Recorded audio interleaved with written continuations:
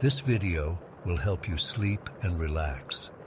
But before we begin, I would like to know which city you're from and what time you're watching this. Now, subscribe to the channel, relax, and let's begin. I still can't bring myself to go to Uncle John's place for Easter, or any other time of year for that matter. What happened 2 years ago when I was 19 completely ruined family gatherings for me. I haven't told many people about this, but I need to get it off my chest. It was supposed to be our normal, boring Easter weekend at my uncle's countryside estate. I'd been dreading it for weeks. Being the indoor kid in a family of hunters, fishers, and outdoor enthusiasts made me feel like an alien at these gatherings. Everyone was always talking about their latest camping trip or showing off pictures of the deer they'd shot, while I just wanted to play video games or watch movies. The only person I could really stand was my cousin Kevin. He's 3 years older than me, and while he actually does enjoy nature stuff, he's also super chill and doesn't force it on me. Plus, he hates the forced family small talk as much as I do. Uncle John's place is seriously isolated, like you have to drive 20 minutes down a gravel road after turning off the main highway. The house itself is impressive, a big 3-story colonial-style place with these massive windows and a wraparound porch. It sits on this huge plot of land that backs up directly against dense woods that stretch for miles. I arrived Friday evening with my parents and immediately started looking for Kevin. Found him in the basement where Uncle John had this sweet pool table set up. We spent most of that night down there, avoiding the adults catching up upstairs. I remember thinking that maybe this weekend wouldn't be so bad if I could just hang out with Kevin the whole time. Saturday morning was the usual Easter prep chaos. The women in the family were cooking and decorating while the men were either watching sports or talking about going shooting later. I was trying to be invisible, scrolling through my phone in the corner of the living room, when Kevin plopped down next to me. "Dude, I'm dying of boredom," he said. "Want to go explore the woods a bit?" I groaned. "Seriously? You know I hate that outdoorsy crap. Come on. It's better than sitting here listening to Uncle Bob talk about his golf game for another hour. There's some cool stuff back there. Old stone walls from like 100 years ago, a creek with a little waterfall. It's actually pretty awesome." I was about to say no when Uncle Bob started loudly explaining his new putting technique to my dad. That decided it. "Fine," I said, "but we're not going far, right?" Kevin smiled. "Not too far. Just grab a water bottle and wear decent shoes." 20 minutes later, we were heading into the woods behind Uncle John's property. It was a crisp spring day, maybe 50 degrees, and the trees were just starting to bud. I have to admit, it was kind of peaceful at first. Kevin seemed to know where he was going, following what he called a natural path, basically just areas where the underbrush wasn't as thick. I've explored these woods a bunch of times when I needed to escape the family, Kevin explained as we walked. Uncle John says this whole area used to be farmland like 70 years ago, but nature's taken most of it back. We'd been walking for maybe 40 minutes, and I was starting to get tired. I was about to suggest heading back when we both heard it at the same time. Thud, thud, thud. It was rhythmic, like someone hammering. Each strike echoed through the trees. "What is that?" I whispered, suddenly feeling uneasy. Kevin frowned. "Sounds like someone hammering something. Probably just a neighbor doing some work." "Out here? I thought Uncle John's nearest neighbor was like a mile away." "Yeah, but sound carries weirdly in the woods." Kevin didn't sound entirely convinced by his own explanation. "Want to check it out?" Every instinct told me to say no, but curiosity got the better of me. We moved toward the sound, trying to step quietly. The thuds continued, steady and deliberate. As we got closer, we started moving more carefully, ducking behind trees and trying to stay quiet. The hammering stopped suddenly, and the silence felt even more unsettling. We came to a small clearing, and that's when we saw them. 3 wooden crosses nailed to separate pine trees. But they weren't normal crosses. They were upside down, and they were positioned at least 15 feet up the trunks. "What the hell?" Kevin whispered. I felt a chill run through me. The crosses were roughly made, like someone had just tied 2 branches together, but there was something deeply unsettling about them. Who would climb that high just to nail upside-down crosses to trees? And why? "We need to go," I said, starting to back away. That's when I bumped into something solid. I turned around and found myself staring at a man's chest. Looking up, I saw a bearded face glaring down at me. He was tall, well over 6 feet, wearing a red and black plaid shirt like a lumberjack. His beard was thick and untrimmed, and his eyes were hard and cold. "You shouldn't be here," he said, his voice low and gravelly. I stumbled backward, nearly falling. Kevin grabbed my arm to steady me. "Sorry," Kevin said quickly. "We're just hiking. Our uncle owns property nearby." The man's expression didn't change. "You're on private property now, mine." He gestured vaguely behind him. "The property line is back that way. I suggest you get on the other side of it. Now." We didn't need to be told twice. We mumbled apologies and started backing away, then turned and walked quickly in the direction he'd pointed. Once we were about 100 yards away, we both broke into a run. We didn't stop until we were completely out of breath. I kept looking over my shoulder, terrified the man was following us, but there was no sign of him. "Do you think he was the one who put up those crosses?" I asked between gasps. Kevin shook his head. "I don't know, but that guy was seriously creepy. I've explored these woods before and never seen anything like that. Uncle John needs to know about this." It took us almost an hour to find our way back to the house. We'd gotten turned around in our panic and ended up approaching from a different direction than we'd left. By the time we got back, it was late afternoon, and everyone was starting to prepare for the big pre-Easter dinner. We found Uncle John in his study, going through some paperwork. When we told him what we'd seen, his face grew increasingly concerned. "Describe this man again," he said after we finished. We went through the details: tall, bearded, plaid shirt, stern demeanor. Uncle John frowned. "That doesn't match anyone I know around here. The Millers are the closest neighbors, and they're an elderly couple. The Thompsons are about 2 miles east, but Mr. Thompson is short and clean-shaven." "Could it be someone renting a cabin or something?" Kevin suggested. "Not that I know of," Uncle John said. "And those upside-down crosses, that's disturbing. How far in were you? Maybe 2 miles? It's hard to tell in the woods," Kevin answered. Uncle John went to a map he had on the wall, a detailed topographical map of the area with his property outlined in red marker. "Show me approximately where you were." We tried our best to trace our route and point out where we thought the clearing with the crosses was located.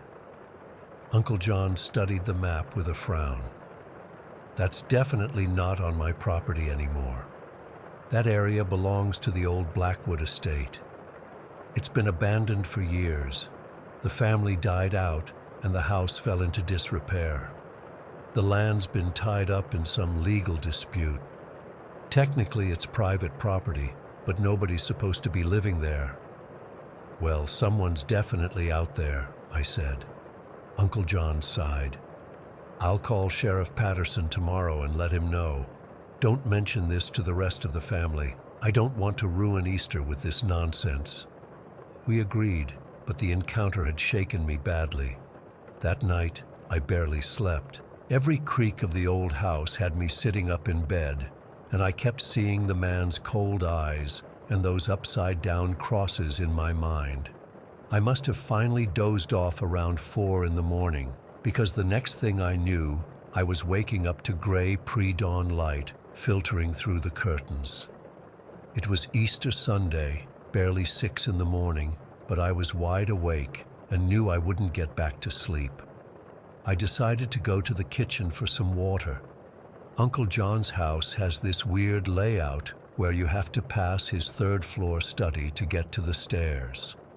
As I walked by, something caught my eye through the study window, flickering lights at the edge of the forest. I moved closer to the window for a better look. The sun wasn't up yet, so the yard was still dark, but I could clearly see what looked like torches or flames at the tree line, maybe 200 yards from the house. My heart started racing. I counted at least 5 separate lights, evenly spaced along the edge of the woods. As my eyes adjusted, I could make out dark figures holding them. They were just standing there, watching the house. I ran to Uncle John's bedroom and knocked frantically on the door. He answered quickly, like he hadn't been sleeping deeply. "There are people with torches in the backyard," I said, not bothering with a greeting. Uncle John didn't question me. He grabbed a robe and followed me to the study window. By the time we got there, the figures had moved closer, maybe 150 yards from the house now. "Jesus Christ," Uncle John muttered. He turned and went to a cabinet in the corner of his study, unlocking it to reveal a gun safe. He pulled out a rifle and checked that it was loaded. "Go wake Kevin," he ordered, "then stay inside." I ran to Kevin's room and shook him awake, quickly explaining what was happening. We both rushed back to the study, but Uncle John was already heading downstairs. We followed him to the back deck. By then, the sky was getting lighter, but we could still see the torches, now retreating back toward the tree line. "Hey!" Uncle John shouted, his voice echoing across the property. "This is private property. Get off my land!" The figures continued their slow retreat without responding. Uncle John raised his rifle and fired a warning shot into the air. The loud cracks seemed to accelerate their movement, and within seconds they had disappeared into the trees. The gunshot woke everyone else in the house. There was confusion and fear as Uncle John explained that trespassers had been on the property. He called the sheriff immediately, who promised to send deputies out, but by the time they arrived 2 hours later, there was no trace of the torch-bearing figures. The rest of Easter Sunday was ruined. Everyone was on edge, looking nervously toward the woods. The kids weren't allowed to do their Easter egg hunt outside. Instead, they had to search for eggs hidden around the house, which wasn't nearly as fun. There was talk of packing up and leaving early, but most people lived hours away and had planned to stay until Monday morning. Uncle John and a couple of my uncles patrolled the property perimeter with rifles all day. The sheriff's deputies searched the woods near the house but found nothing unusual. They promised to increase patrols in the area, but said there wasn't much else they could do without evidence of a specific threat. I couldn't shake the feeling that the torchbearers and the man in the woods were connected to those upside-down crosses. I tried to explain this to the deputies, but they seemed to think it was just local teens playing pranks, or maybe even squatters in the abandoned Blackwood property who were trying to scare us off. That night, nobody slept well. I kept waking up and checking the window, half expecting to see torches in the darkness. By morning, everyone was eager to leave. What should have been a leisurely breakfast and gradual departure turned into a rushed exodus. Cars were packed, quick goodbyes were said, and by 10 in the morning, most of the family was gone. I've talked to Uncle John several times since then. He claims there haven't been any more incidents, but he's installed security cameras around the property and motion sensor lights. He says it was probably just some weird one-time thing, but I can't forget those upside-down crosses or the way those torch-bearing figures stood so still, watching the house. Every time I think about going back there, I picture that bearded stranger saying, "You shouldn't be here," and I believe him. I still don't know what we stumbled upon that Easter, but whatever it was, it's still out there in those woods. Story 2. I've been putting off writing about this for years now, but I need to get it off my chest. What happened to me 5 years ago in the Pennsylvania forest still gives me nightmares, and I find myself looking over my shoulder whenever I'm outdoors. I was 34, working a soul-crushing office job in Pittsburgh, when I decided I needed to disconnect completely. I'd always been into camping, but usually at established sites with other people around. This time I wanted total solitude, no cell service, no people, just me and the wilderness for a week. I picked a remote area in northern Pennsylvania State Forest, somewhere I'd read about in a hiking forum but had never visited. I parked my truck at the end of an old fire road, shouldered my pack, way too heavy I realized about 10 minutes in, and hiked about 5 miles into the forest. The spot I'd chosen was perfect, nestled between 2 wooded ridges with a small stream about 50 yards away for water, far enough from any trails that I wouldn't see another person. The first day was exactly what I needed.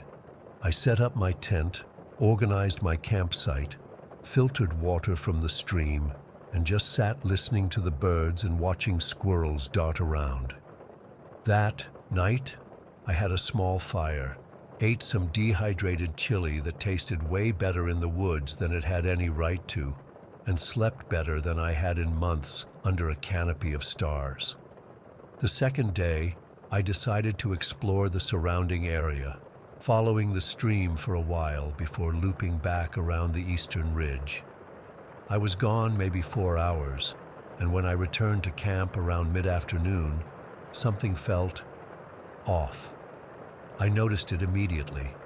A pile of smooth river stones stacked near the edge of my camp, maybe 15 feet from my tent.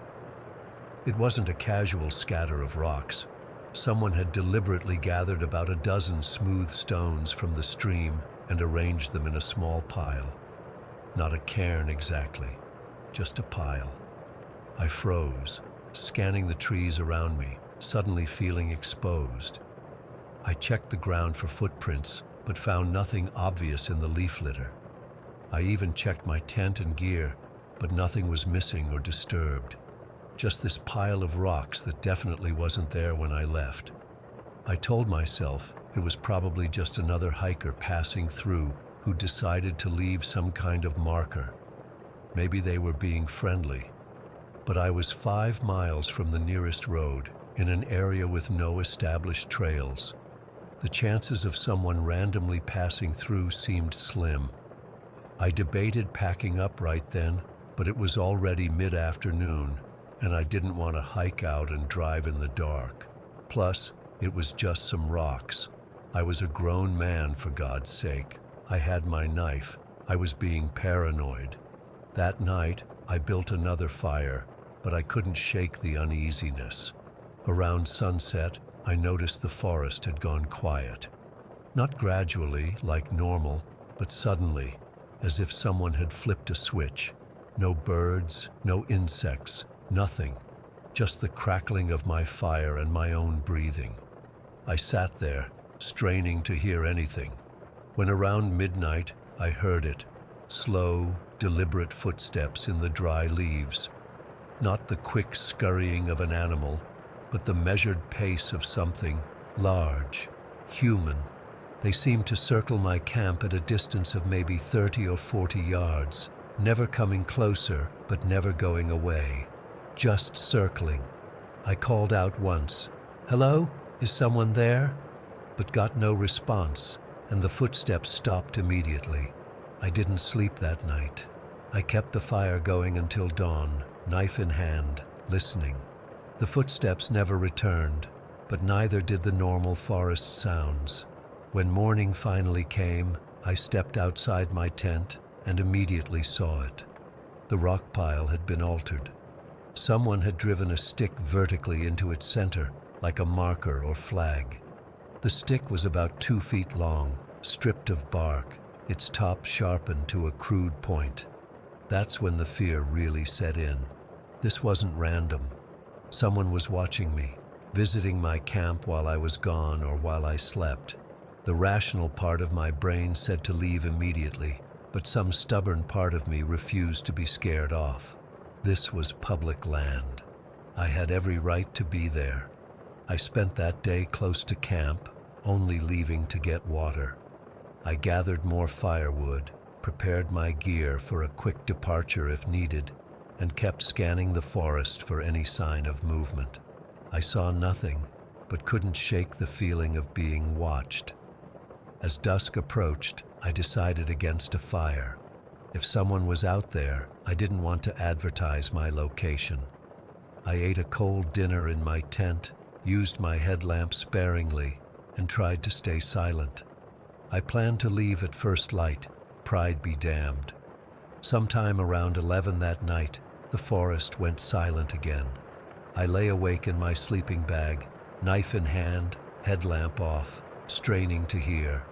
After what felt like hours, I heard it, breathing. Not animal breathing, but human. Slow, controlled breaths just outside my tent. I froze, barely daring to breathe myself. Then I felt something bump against the tent wall, followed by a slow, dragging sensation, like fingers trailing along the fabric. It moved around the tent, that dragging touch, pausing, occasionally as if exploring. I sat up, clutching my knife so hard my knuckles hurt, but I didn't make a sound. Whatever was outside eventually moved away, and I heard those same deliberate footsteps retreating into the forest.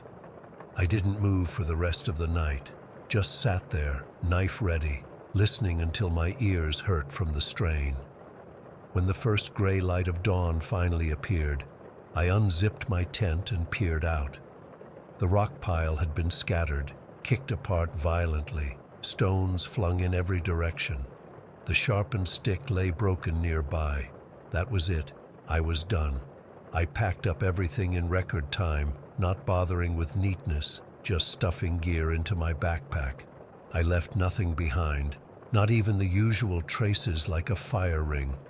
Within 20 minutes, I was on the trail heading back toward my truck, moving as fast as I could while still staying alert.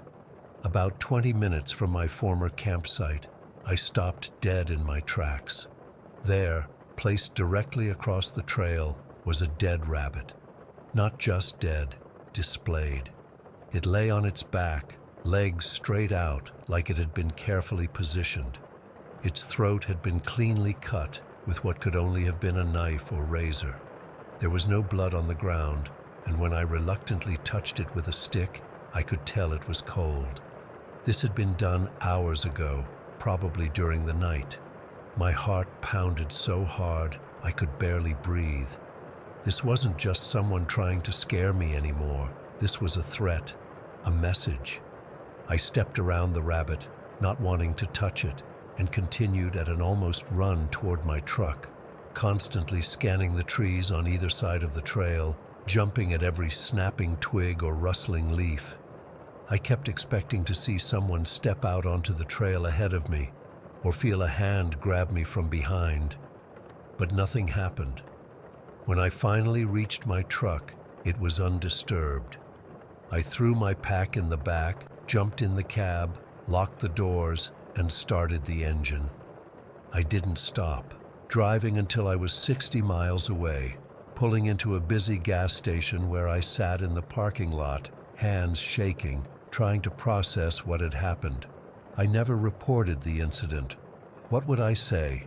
Someone stacked rocks near my campsite and killed a rabbit? I had no description, no evidence of an actual crime, but I understood the message clearly. Someone had wanted me gone without directly confronting me or physically harming me. The tactics worked. I've never camped alone again. To this day, I don't know who it was or why they targeted me. Was it some territorial local who didn't want people camping in their woods? A hunter? Some disturbed person living off the grid? I've replayed those 3 days over and over in my mind, trying to make sense of it, but I never come up with answers.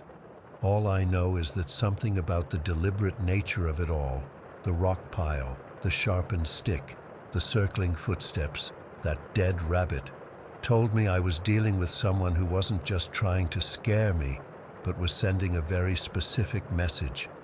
And sometimes, in my nightmares, I hear those slow, deliberate footsteps circling, getting closer and closer until I wake up gasping for air. Story 3. I've been hesitating to write this down for months now. Even typing this makes my hands shake. My therapist says it might help to get it out there, so here goes. I still don't know what to make of what happened to us, and I'm not asking anyone to believe me. I just need to tell someone. My wife Gianna and I bought our first house together last spring, a gorgeous 2-story craftsman from the 20s. Big oak trees in the yard, original hardwood floors, built-in cabinets, the works. We'd been apartment hopping for years, saving every penny, and when we saw this place, we knew it was the one. The neighborhood was quiet, mostly older folks who'd lived there for decades. The price was weirdly reasonable for such a beautiful old home, but we didn't question our luck. Moving day was exhausting but exciting. We spent that first week unpacking boxes, arranging furniture, and planning all the little projects we wanted to do. Gianna kept talking about how she could already picture our future kids running down the hallways. Everything felt perfect until the 5th day. I was upstairs organizing our home office when Gianna called me from the hall. "Hey Marcus, have you been back here yet?"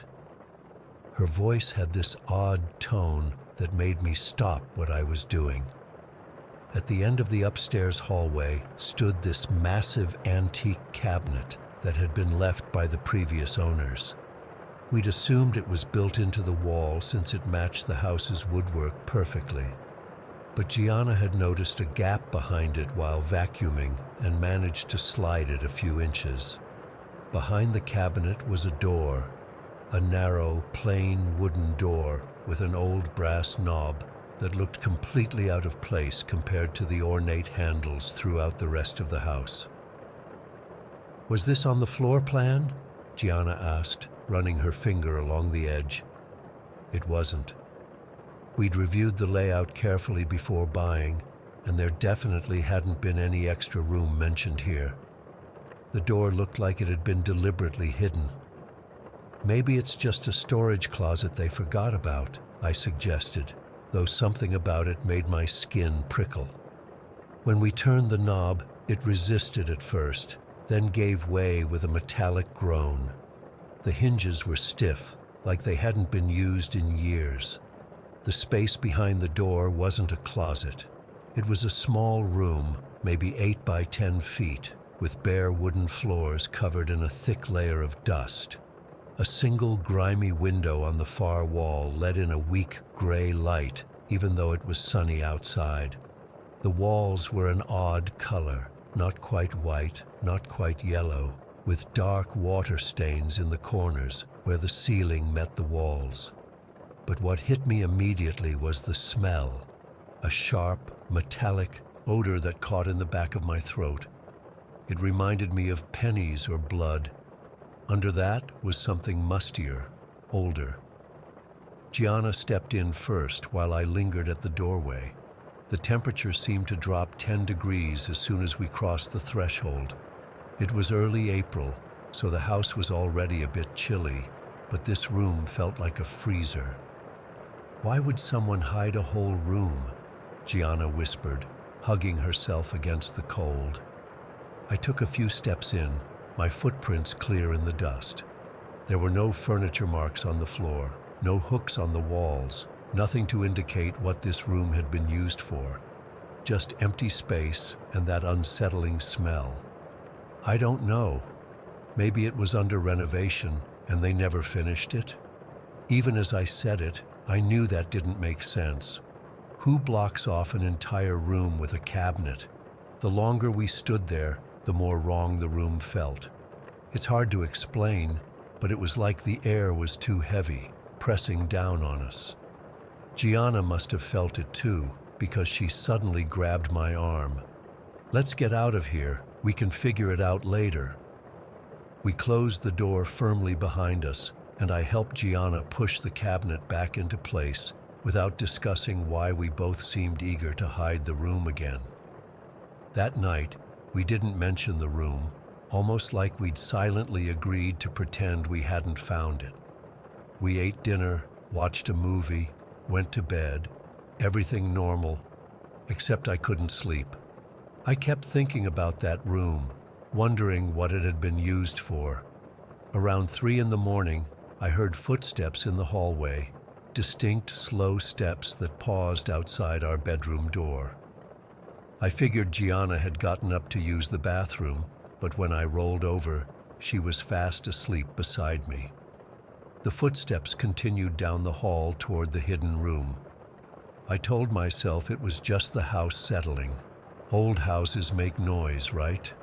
But deep down, I knew the sound I'd heard was too deliberate, too measured to be random creaks. The next few weeks were a slow descent into something I still can't fully comprehend. At first, it was subtle. A door we'd left open would be closed when we returned, or vice versa. Items would be slightly moved from where we'd left them. The TV would turn on by itself, always to static. Then the whispers started, faint, indistinct murmuring that seemed to come from inside the walls. We'd both freeze, looking at each other to confirm we'd both heard it. Then it would stop as suddenly as it had begun. We never discussed moving the cabinet again or going back into that room, but the awareness of it was constant, like a splinter in our minds we couldn't remove. Whenever we walked past that end of the hallway, the temperature would drop noticeably, and I'd feel eyes on me, watching, waiting. Gianna started having nightmares. She'd wake up gasping, claiming someone had been standing over her. I tried to reassure her even as my own sleep was increasingly broken by those hallway footsteps that always seemed to come from or go toward the hidden room. About 6 weeks after moving in, things escalated. I came home from work to find Gianna sitting in the car in our driveway, pale and shaking. "I can't go back in there," she said when I tapped on the window. "Not right now." She'd been home alone when she heard what sounded like fingernails scratching on the other side of the bedroom wall. The wall that would connect to the hidden room if it extended that far. When she went to investigate, all the doors in the upstairs hallway were open, including doors to closets we rarely used. She swore she'd closed them all before going downstairs. That night, we slept with the lights on for the first time since we were kids. It didn't help. I woke suddenly around 2 a.m, instantly alert. Gianna was sitting straight up beside me, completely rigid, staring at our bedroom doorway. My eyes followed her gaze. Standing in the doorway was a figure, tall, impossibly thin, and so dark it seemed to absorb the light around it. It wasn't just a shadow. It had presence, weight, intention. I couldn't make out any features, just a vaguely human-shaped blackness that somehow conveyed watchfulness. I couldn't move, couldn't speak. My heart hammered so hard I thought it might crack my ribs. Beside me, Gianna wasn't even breathing. The figure stood there for what felt like forever, but was probably only seconds. Then it slowly turned and moved down the hallway, toward the hidden room. When it disappeared, the spell broke. Gianna gasped for breath while I fumbled for the lamp. We threw on clothes, grabbed our phones and wallets, and were in the car within minutes. Neither of us spoke until we were miles away, checking into a roadside motel at 3 in the morning. What the fuck was that? Gianna finally whispered as we sat on the edge of the motel bed, still trembling. I don't know, was all I could say. What else could I say? I'd seen it too. It wasn't a dream or a shadow or a trick of the light. Something was in our house, and it had been watching us sleep. We stayed at the motel for 2 nights, barely sleeping, jumping at every sound. I kept feeling like that thing had followed us, like it was standing just outside our door, waiting. On the 3rd day, I called our realtor while Gianna was in the shower. The conversation was awkward. How do you ask if a house is haunted without sounding crazy? She seemed genuinely confused by my vague questions about the house's history, so I finally thanked her and hung up. But she called back an hour later. I spoke with my manager, she said, her voice hushed. He remembered your house. The owners before you only stayed 2 years, the ones before them, just 8 months.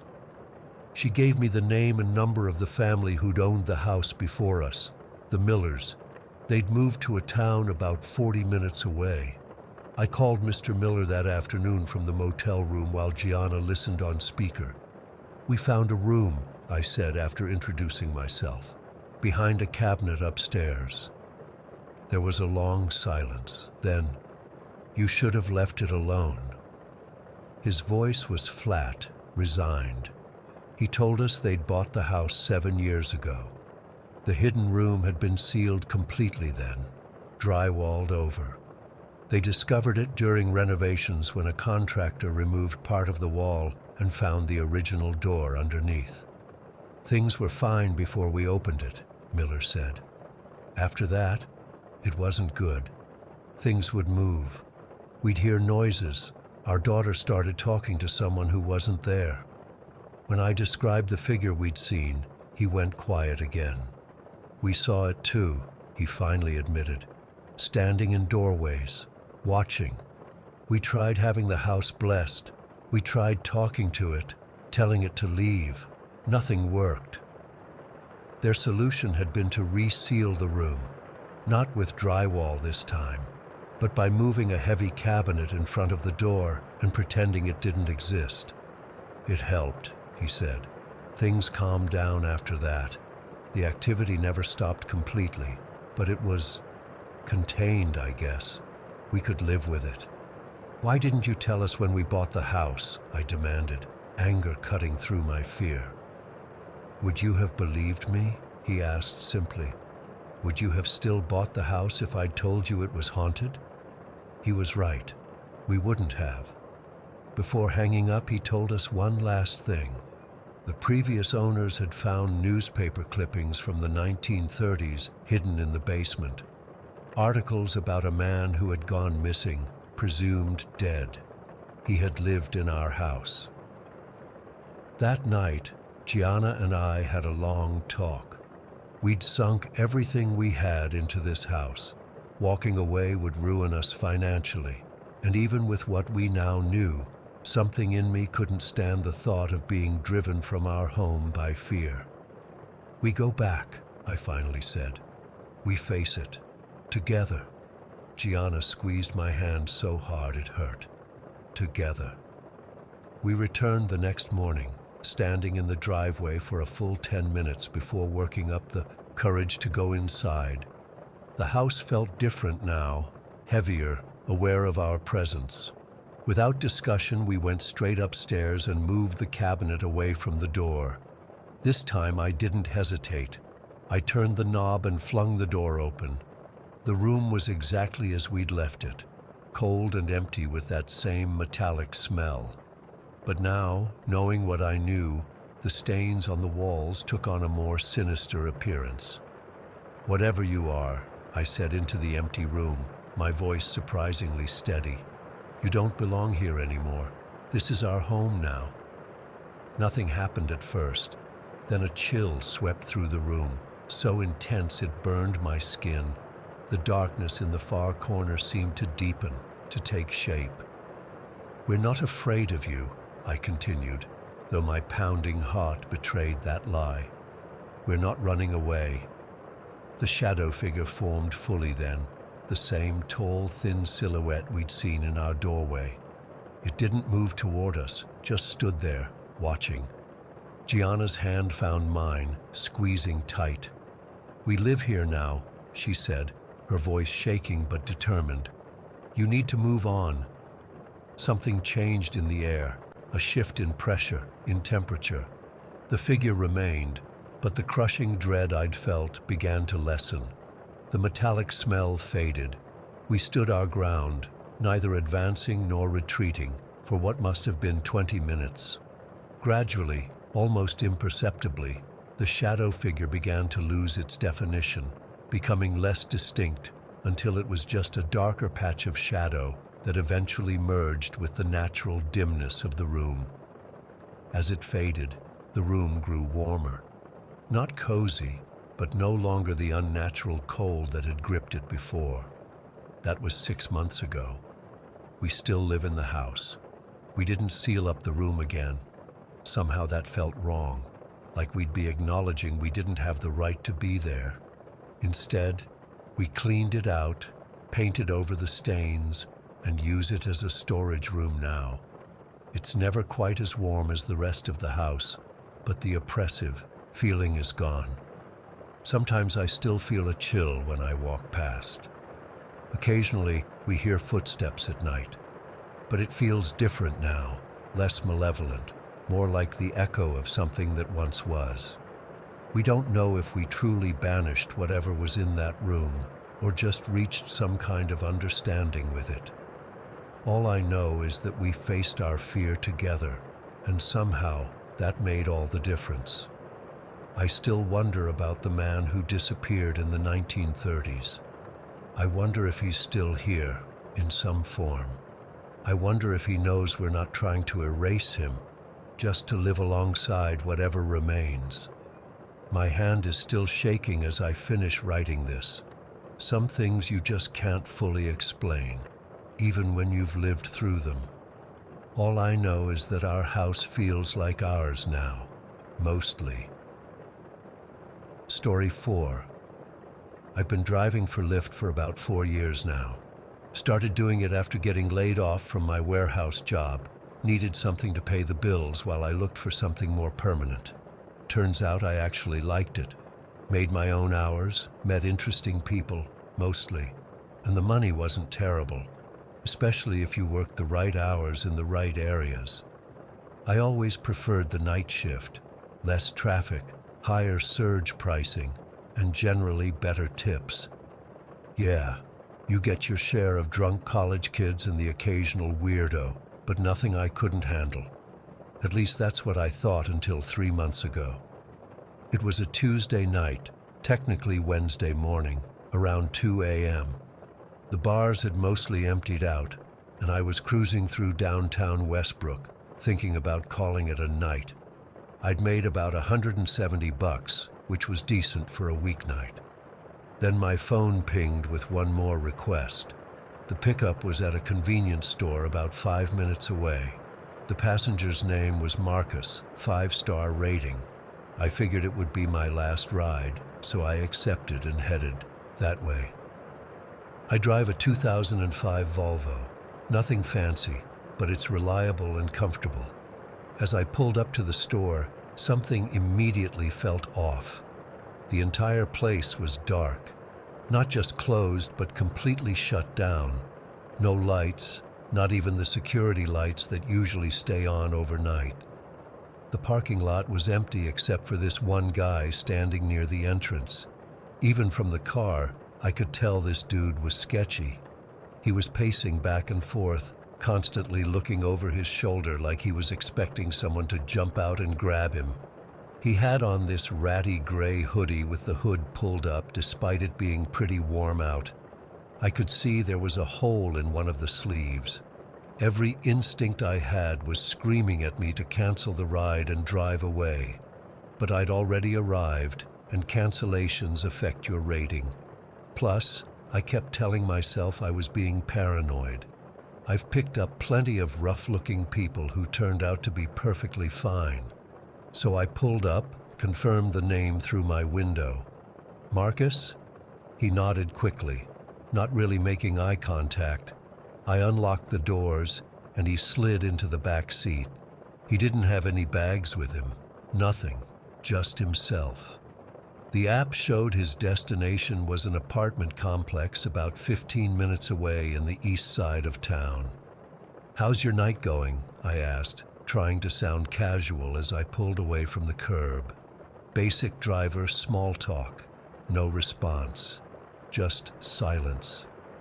I glanced in the rearview mirror and nearly jumped when I realized he was staring directly at me. Not just looking in my general direction, staring intensely at my eyes in the mirror. And he wasn't blinking at all. His eyes were bloodshot, pupils dilated.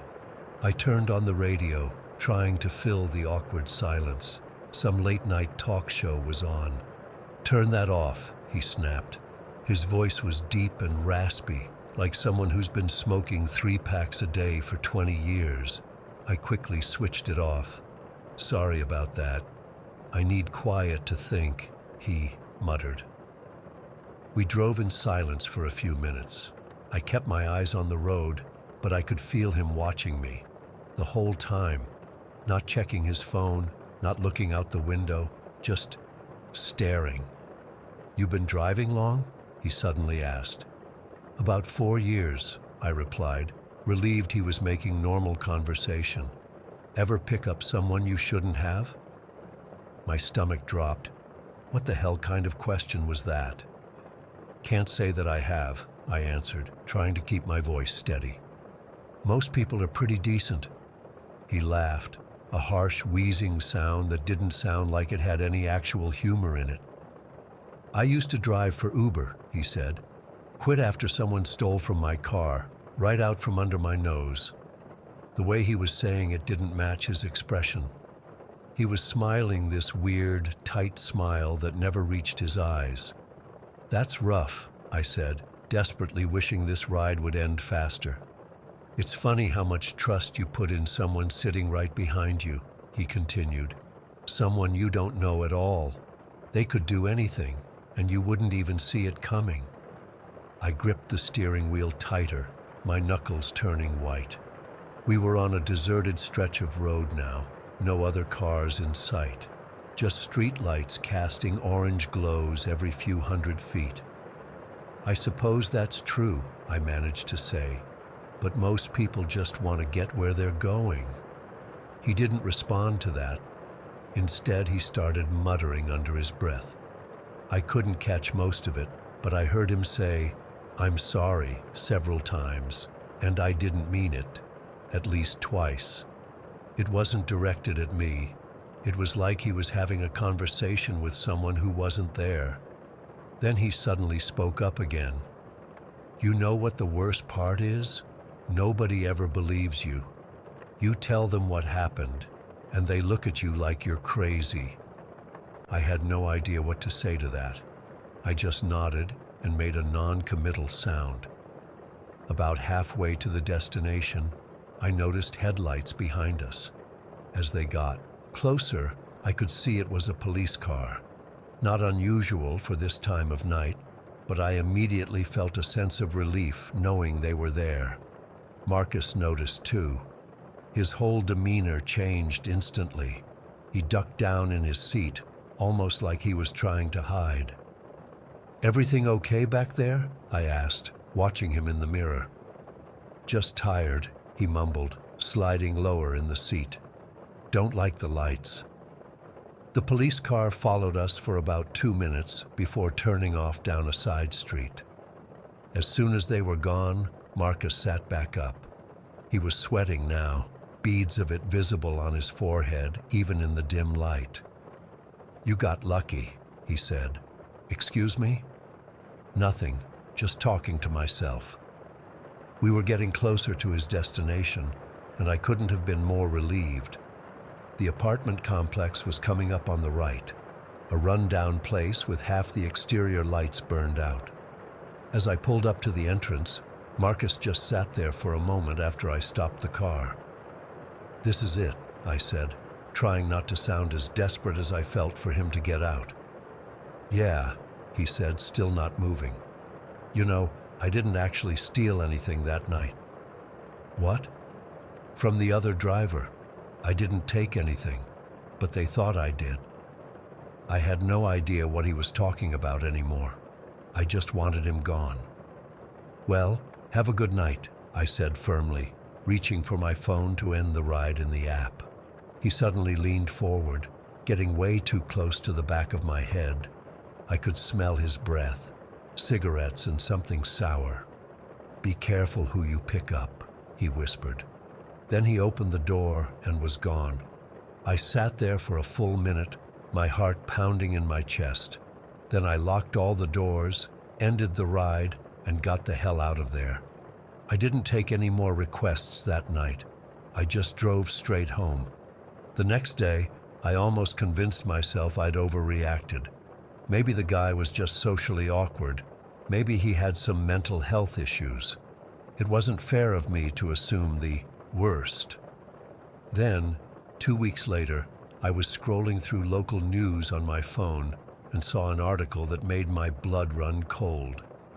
There had been an armed robbery at a convenience store the night of my ride with Marcus. Not the same store where I'd picked him up. It was about 2 blocks away. The robber had threatened the clerk with a knife, emptied the register, and disappeared on foot around 1:45 a.m. Just 15 minutes before I got the ride request. The article included a grainy security camera image. It wasn't clear enough to be absolutely certain, but the height and build matched Marcus, and the suspect was wearing a gray hoodie with the hood up. I should have gone to the police, I know that. But I've had my own run-ins with the law in the past. Nothing serious, just some stupid stuff when I was younger, and I didn't want to get involved. What if they thought I was an accomplice? What if this Marcus guy came looking for me for ratting him out? So I kept quiet. But I've been paranoid ever since. I installed a dash cam in my car that records both the road and the interior. I started being much more selective about which ride requests I accept, especially late at night. And I stopped working past midnight altogether. Sometimes I still think about what Marcus said. Be careful who you pick up. Was it a threat, a warning, or just the ramblings of a disturbed mind? The thing that really gets to me, though, is that when I went back and checked my ride history to report him to Lyft, the ride wasn't there. It was just gone, like it never happened. I even checked my earnings for that night, and they were $18 less than what I remembered making. I've tried telling myself there's a logical explanation. Maybe the app glitched. Maybe I remembered the wrong night. But deep down, I know what happened. I just can't explain it. I still drive for Lyft. I need the money. But I'm constantly looking over my shoulder now. And every time I see someone in a gray hoodie, my heart starts racing. I keep wondering if Marcus is out there, waiting to request another ride. Or worse, if he's found another driver who wasn't as lucky as I was. The scariest part? I'll never know if I actually drove a robber away from his crime, or if I just gave a ride to some random weird guy and my imagination ran wild. And honestly, I'm not sure which is worse, knowing for certain that I was in danger or having to live with never being completely sure. Either way, I double-check my doors now, always. Story 5.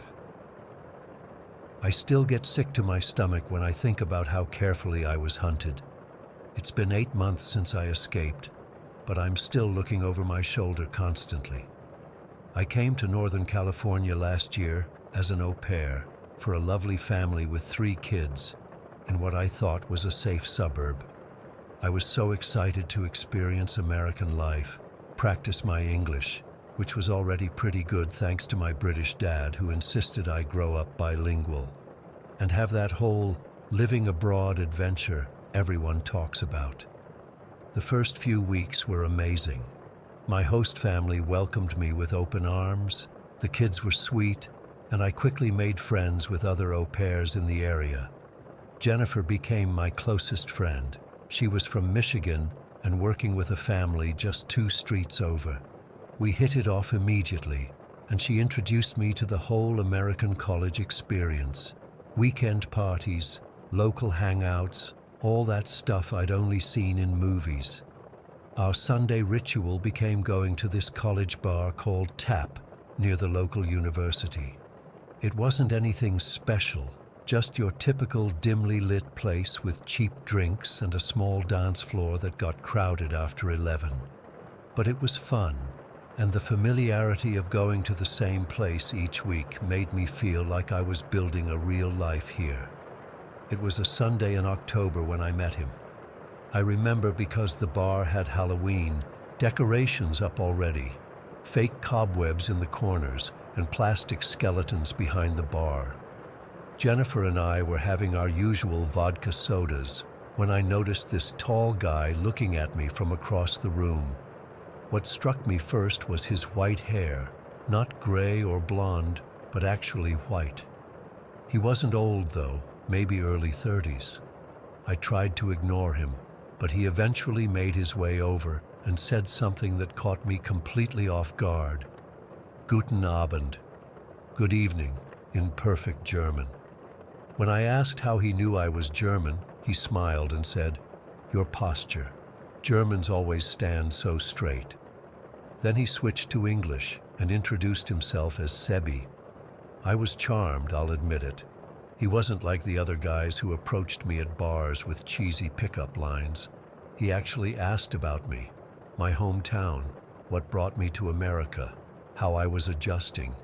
He knew so much about German culture and even mentioned a few obscure festivals from my region. I figured he must have lived there or studied abroad. The conversation flowed so naturally that when Jennifer said she was heading home, I barely noticed the time had flown by. When Sebi asked for my number at the end of the night, I gave it to him without hesitation.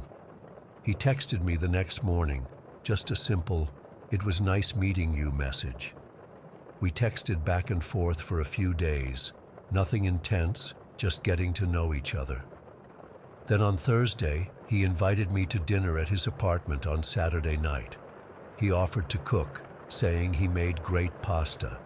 It seemed normal enough, and I was flattered by the attention. His apartment was in a nice complex about 20 minutes from my host family's house. Clean, well decorated, not what I expected from a single guy. He had bookshelves filled with travel guides and photography books. The dinner was nice. He made pasta with a homemade sauce that was actually really good, opened a bottle of wine, and we talked for hours. Everything felt so perfect. He was attentive, funny, and seemed genuinely interested in everything I had to say. By the end of the night, I was already imagining introducing him to my friends back home. We started seeing each other most weekends after that. I'd finish with the kids on Friday and usually spend Saturday night at his place, returning Sunday evening. About 6 weeks in, I noticed something that should have been my first real warning sign. He had a collection of framed landscape photographs on one wall, all beautiful shots of German countryside. What caught my eye was one that looked exactly like the hills outside my tiny hometown.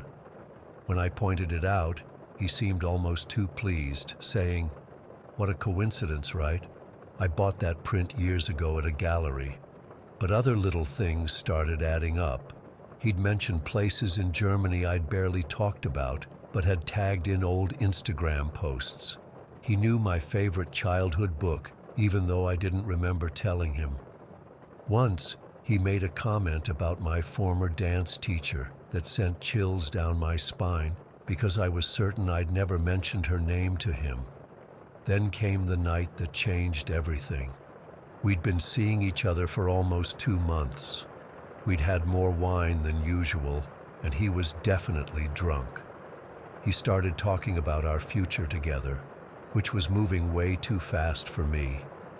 Then he said something that made my blood run cold. "You know why I wanted a German girl? Foreign girls are great with children. They're not like American women. They actually want to be mothers." I laughed it off awkwardly, but something in his eyes scared me. It wasn't just what he said, but how he said it. Like he'd already decided my entire future.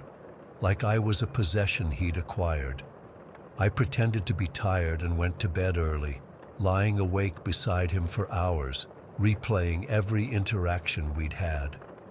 Around 3 in the morning, I heard him snoring deeply. His phone was on the nightstand, face down. I'd never been the type to snoop, but something urged me to check. The fear that had been building in my stomach overpowered any guilt I might have felt. His phone didn't have a passcode, another red flag. Who doesn't lock their phone? I opened his photo gallery and immediately saw a folder labeled "Wife." My hands were shaking so badly I almost dropped the phone. Inside that folder were hundreds of photos of me. Not just recent ones, but screenshots of my social media going back months before I'd even met him. Pictures from my high school graduation 3 years ago, family vacation photos, screenshots of comments I'd left on friends' posts. I felt sick but couldn't stop looking. I opened his notes app and found translations of my old Facebook posts written in German. He had a detailed schedule of my movements based on Instagram check-ins, lists of research about Germany, specifically my hometown, information about my family members, and then I found it, a photo of my driver's license, the one I'd lost at a frat party my second night in America, months before meeting him. I remembered being drunk and pulling it out to prove to someone I was really from Germany, then not being able to find it the next day. I'd replaced it weeks before meeting Sebi. Nothing had been a coincidence. Him approaching me at the bar, knowing I was German. The photograph of my hometown. He'd been planning everything for months. He'd found my ID, used it to find me on social media, learned everything about me, and orchestrated our chance meeting. There were messages to himself about things he wanted to do to me. Graphic, disturbing things I can't bring myself to repeat. Plans for our future together. Notes about what kind of engagement ring to buy. Even a list of German-American baby names. I was being hunted and hadn't even known it. I took photos of everything I found as evidence, then put his phone back exactly as it had been. My heart was pounding so hard I was sure it would wake him, but he kept snoring. I waited until 4 in the morning, then quietly gathered my things, grabbed my purse, and tiptoed out of his apartment. I called an Uber with shaking hands and nearly cried when the driver arrived within minutes. I kept checking the rearview mirror the entire ride home, terrified I'd see headlights following us. As soon as I got back to my host family's house, I blocked Sebi on everything: phone, all social media, email. I made all my accounts private, removed location tags from posts, and created close friend stories so I could control who saw what. I told Jennifer everything, and she helped me document what had happened, saving screenshots and recording dates. For weeks, I jumped at every notification on my phone. I changed my running routes, avoided the places I used to frequent, and always made sure I wasn't alone when I went out. I told my host family I'd had a bad breakup and needed to be careful, without going into the terrifying details. They were understanding and started setting the house alarm at night, which they hadn't done before. 3 months passed with no sign of him. I started to relax a little, thinking maybe he'd moved on to another target. Then one Tuesday afternoon, I was playing with the kids in the front yard when I noticed a silver car drive by slowly. The same car passed again 20 minutes later. That night, I got 3 calls from unknown numbers. I didn't answer, but they left no messages. The next day, the silver car was parked at the end of the street when I walked the kids to the bus stop. I couldn't see the driver clearly, but I felt eyes on me. He'd found me. I started building a case for the police, documenting every sighting, every strange call, saving the evidence from his phone. I counted down the days until my au pair commitment ended and I could go back to Germany. 2 weeks after the first car sighting, I was putting the kids to bed when the doorbell rang. My host mom answered it. I heard a male voice asking for me, saying he was an old friend from Germany who was passing through town. My host mom, bless her, said I wasn't there and closed the door. When she told me about it later, describing the white-haired visitor, I broke down and finally told her everything. We called the police that night. They took a report but said there wasn't much they could do without direct threats. They advised me to get a restraining order, but I'd be leaving the country in just 3 weeks, so it seemed pointless. Those final weeks were a nightmare. The silver car appeared regularly. Strange men would approach me in public places, claiming Sebi had sent them to check on me. Packages arrived at the house with no return address. German chocolates, books about wedding planning, a bracelet with my initials. I'm back in Germany now, safe with my family. I changed all my contact information, deleted my old social media accounts, and started fresh. But I still can't shake the feeling of being watched. Sometimes I see white hair in a crowd and my heart stops. I check the locks 3 times before going to bed. The scariest part isn't what happened, it's how easily it could happen to anyone. He built an entire relationship on lies, constructed a perfect trap based on stolen information. And I walked right into it, thinking I'd found someone who understood me. I still don't know how long he was watching me before we met. I don't know what his endgame was, and I don't know if he's still looking for me. Story 6. I've been trying to write this down for years, but every time I start, my hands shake too much to continue. But it's time people know. Maybe this will help someone else, or at least help me process what happened 22 years ago when I was 6. I never knew my dad. It was always just me, Mom, and Grandma Patricia living in our little 2-bedroom house in Maplewood. Mom worked 2 jobs, so Grandma was basically my second parent. She was the one who made me breakfast every morning, braided my hair before school, and knew exactly how to make me laugh when I was sad. I remember how she'd dance around the kitchen to old records while making cookies, always letting me lick the spoon, even though Mom said it wasn't healthy. When Grandma died, I didn't really understand what was happening. Mom tried explaining that Grandma's heart stopped working, but all I knew was that she wasn't in her bedroom anymore, and Mom wouldn't stop crying. I remember wondering why adults were so sad when people went to heaven. Wasn't heaven supposed to be nice? That's what they always told us in Sunday school. The day of the funeral was oddly sunny for how heavy everything felt. Mom dressed me in this scratchy black dress I hated. She kept telling me to be on my best behavior because it was an important day to say goodbye. But how could I say goodbye to someone who wasn't even there?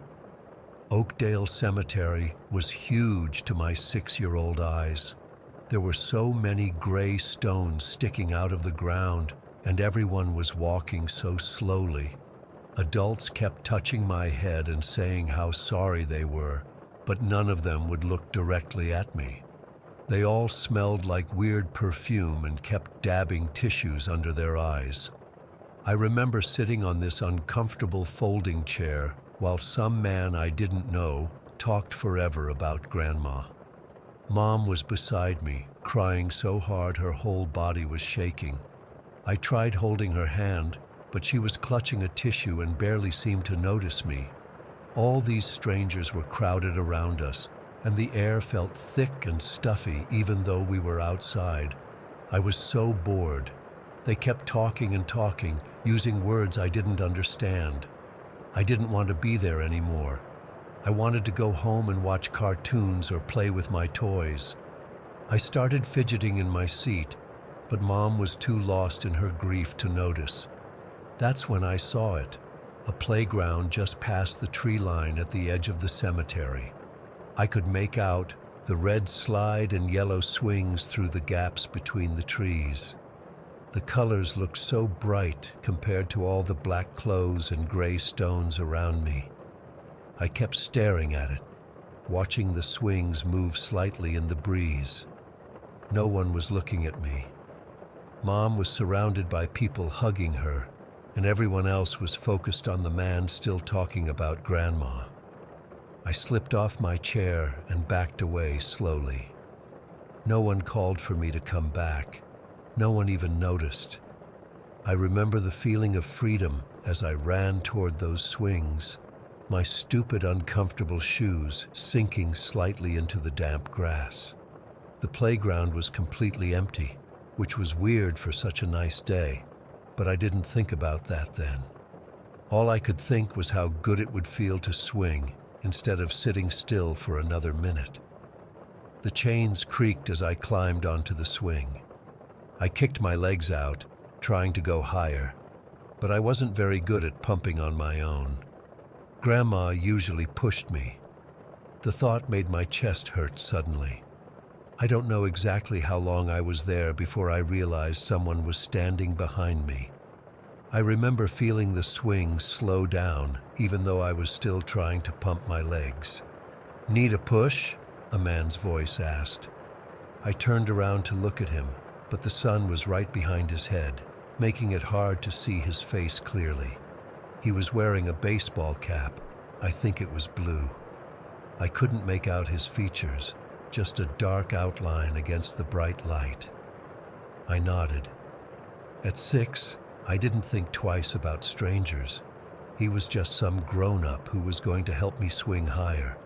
His hands pressed against my back, pushing me forward.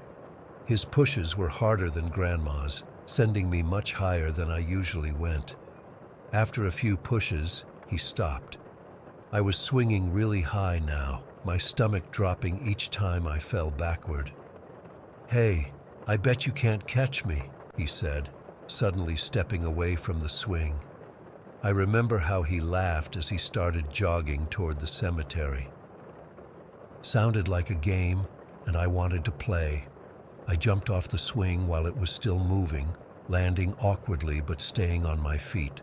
I started chasing after him, giggling as he led me towards some bushes near where all the cars were parked. When I reached the bushes, he wasn't there anymore. I stopped, confused, looking around for where he might have gone. That's when I felt hands grab me from behind. Strong arms wrapped around my waist, lifting me off the ground. I was so startled I didn't even make a sound at first. He turned and started walking fast, not running exactly, but moving quickly while carrying me. That's when I saw the blue car with its door already open. Something inside me finally understood this wasn't a game. This was wrong. I started screaming then, not the fake screams kids make when they're playing, but real screams that hurt my throat. I kicked my legs wildly, trying to hit him with my shoes. I remember thinking about Mom, wondering if she even knew I was gone yet. What happened next is a blur of movement and noise. I heard my mom's voice, this horrible animal-like scream I'd never heard from her before. Then suddenly, I was falling as the man's grip loosened. I hit the ground hard, scraping my knees on the pavement. When I looked up, Mom's fist was connecting with the man's face. I'd never seen my mom hit anyone before. She was always so gentle, so careful with everything. But in that moment, she was like a completely different person. Her face was twisted with rage and fear, and she hit him again and again. Other people from the funeral came running. Men in suits started kicking and hitting the man as he fell to the ground. The weirdest part was that he didn't even try to defend himself. He just curled up and took it, not making a sound. I remember one of my mom's friends, I think it was her co-worker Sarah, picking me up and carrying me away from the scene, covering my eyes with her hand. Mom came back for me a few minutes later, her knuckles bloody and her makeup smeared all over her face. She held me so tight it hurt, but I didn't complain. We went back to the service, and everyone acted like nothing had happened. The rest of the funeral passed in a strange, tense silence. I remember seeing police cars arriving as we were leaving. That night, I had the first of what would become recurring nightmares. In them, I'm always swinging higher and higher, but no matter how I try, I can't stop or slow down. Behind me, there's always a faceless man in a baseball cap, pushing me, his hands cold through my dress. It wasn't until I was 14 that Mom finally told me the full story. That week, 3 children had gone missing from our county. The news had been full of warnings about suspicious vans and strangers approaching kids, but I'd been too young to notice, and Mom had been too consumed by Grandma's death to think about warning me. The man who tried to take me was never identified. The police said he had no ID on him, and his fingerprints weren't in any system. The car he'd tried to put me in had been stolen 2 days earlier. When they questioned him, he apparently just smiled and refused to speak. He ended up in a psychiatric facility after being deemed unfit for trial. Mom said he escaped about a year later during a transfer to another facility. They never found him. Sometimes I wonder what would have happened if Mom hadn't looked up at that exact moment and seen me missing. If she hadn't immediately started searching. If she hadn't spotted that man carrying me away. 1 minute later, and I would have been gone. I'm 28 now, with a daughter of my own. I never let her out of my sight at parks.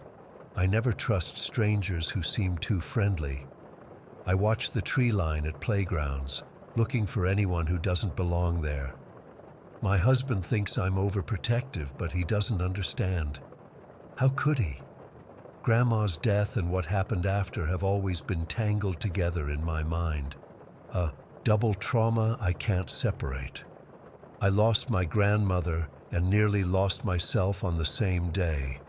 And somewhere out there, that man might still be looking for kids at funerals, watching for the moments when families are most vulnerable and distracted by grief.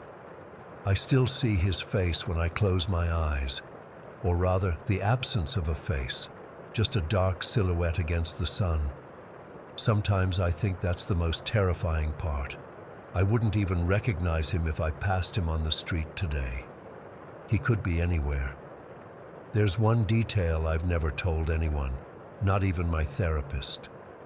Right before Mom reached us, when he was carrying me to that car, he whispered something in my ear. He said, "Your grandma sent me to get you." Those words still echo in my nightmares, still make me wonder who or what was really trying to take me that day. Story 7. I still get chills down my spine whenever I drive at night. What happened 3 months ago on that mountain road to Oak Hollow changed me forever. I'm finally writing this down because I need to get it out of my system, though I doubt it'll help me sleep any better. It was a Friday in late October when I left work early to meet up with some buddies at a cabin they'd rented for the weekend. We do this every year. Drink beers, play cards, fish a little, and catch up. The cabin was about 2 hours away from the city, tucked away in the mountains near Oak Hollow. I'd never been to this particular spot before, but the guys said it was perfect, secluded and surrounded by trees, no neighbors for miles. I'd thrown my duffel bag and a cooler of beer in the back of my old Ford truck and hit the road around 4 in the afternoon. The weather forecast predicted a cold snap that night, but the day was still mild, all golden leaves and that crisp autumn smell. I actually remember thinking how perfect everything felt. Windows down, music playing, finally getting away from the office after a hellish week. The drive was smooth until I turned onto Mountain Road 16, the last stretch that would take me straight to the cabin. The road was barely 2 lanes, with thick forest pressing in from both sides and hardly any guardrails despite the steep drops. The sun was setting fast, and the temperature was dropping way quicker than I'd expected. Around 30 minutes into that forest road, my truck started acting up. The temperature gauge crept into the red zone, and steam began wisping out from under the hood. "Shit, not now," I remember muttering. I'd been having cooling system issues, but thought I could get one more trip out of it before taking it to my mechanic. I pulled over at a small gravel turnout. There was no cell service. I'd lost that about 10 miles back. The silence hit me immediately when I cut the engine. You know that heavy forest quiet that feels like it's pressing against your eardrums? It was exactly like that, but worse somehow. I popped the hood and jumped back as a cloud of steam billowed out. The radiator was bone dry, which was weird because I'd topped it off just a week earlier. Must have had a leak somewhere. Thankfully, I keep coolant and water in the truck for exactly this reason. I waited about 15 minutes for the engine to cool enough to open the radiator cap. While I was waiting, leaning against the truck's bumper, I felt something. It's hard to explain, but it was like that feeling when someone's staring at you. I scanned the trees, looking for deer or maybe a bear, but saw nothing. Still, the feeling persisted. The forest seemed too quiet. No birds, no rustling, nothing. The hair on the back of my neck stood up, and I found myself checking over my shoulder constantly. I tried to laugh it off. "Getting spooked by nothing, Mason," I said out loud, just to break the silence. My voice sounded small and pathetic against the massive dark trees. Once the engine cooled enough, I quickly poured in the coolant mixture. My hands were shaking a bit, and I spilled some on the engine block, causing it to sizzle and smoke. I slammed the hood shut harder than necessary and practically jumped back into the driver's seat, locking the doors immediately. The truck started up fine, and I cranked the heat as I realized how cold it had gotten. The dashboard thermometer read 38 degrees, a 40-degree drop in just a couple hours. My breath was fogging inside the cab. I continued down the road, constantly checking my mirrors and the temperature gauge. The needle hovered just below the red zone, but at least I was moving. According to my GPS, I had about 20 more miles to go before reaching the turnoff to the cabin. The road curved sharply around the mountainside, my headlights barely cutting through the darkness ahead. About 5 miles after my stop, the temperature gauge shot back into the red zone. "Come on, just a little further," I pleaded with the truck. The engine was making a concerning rattling noise now. That's when it happened.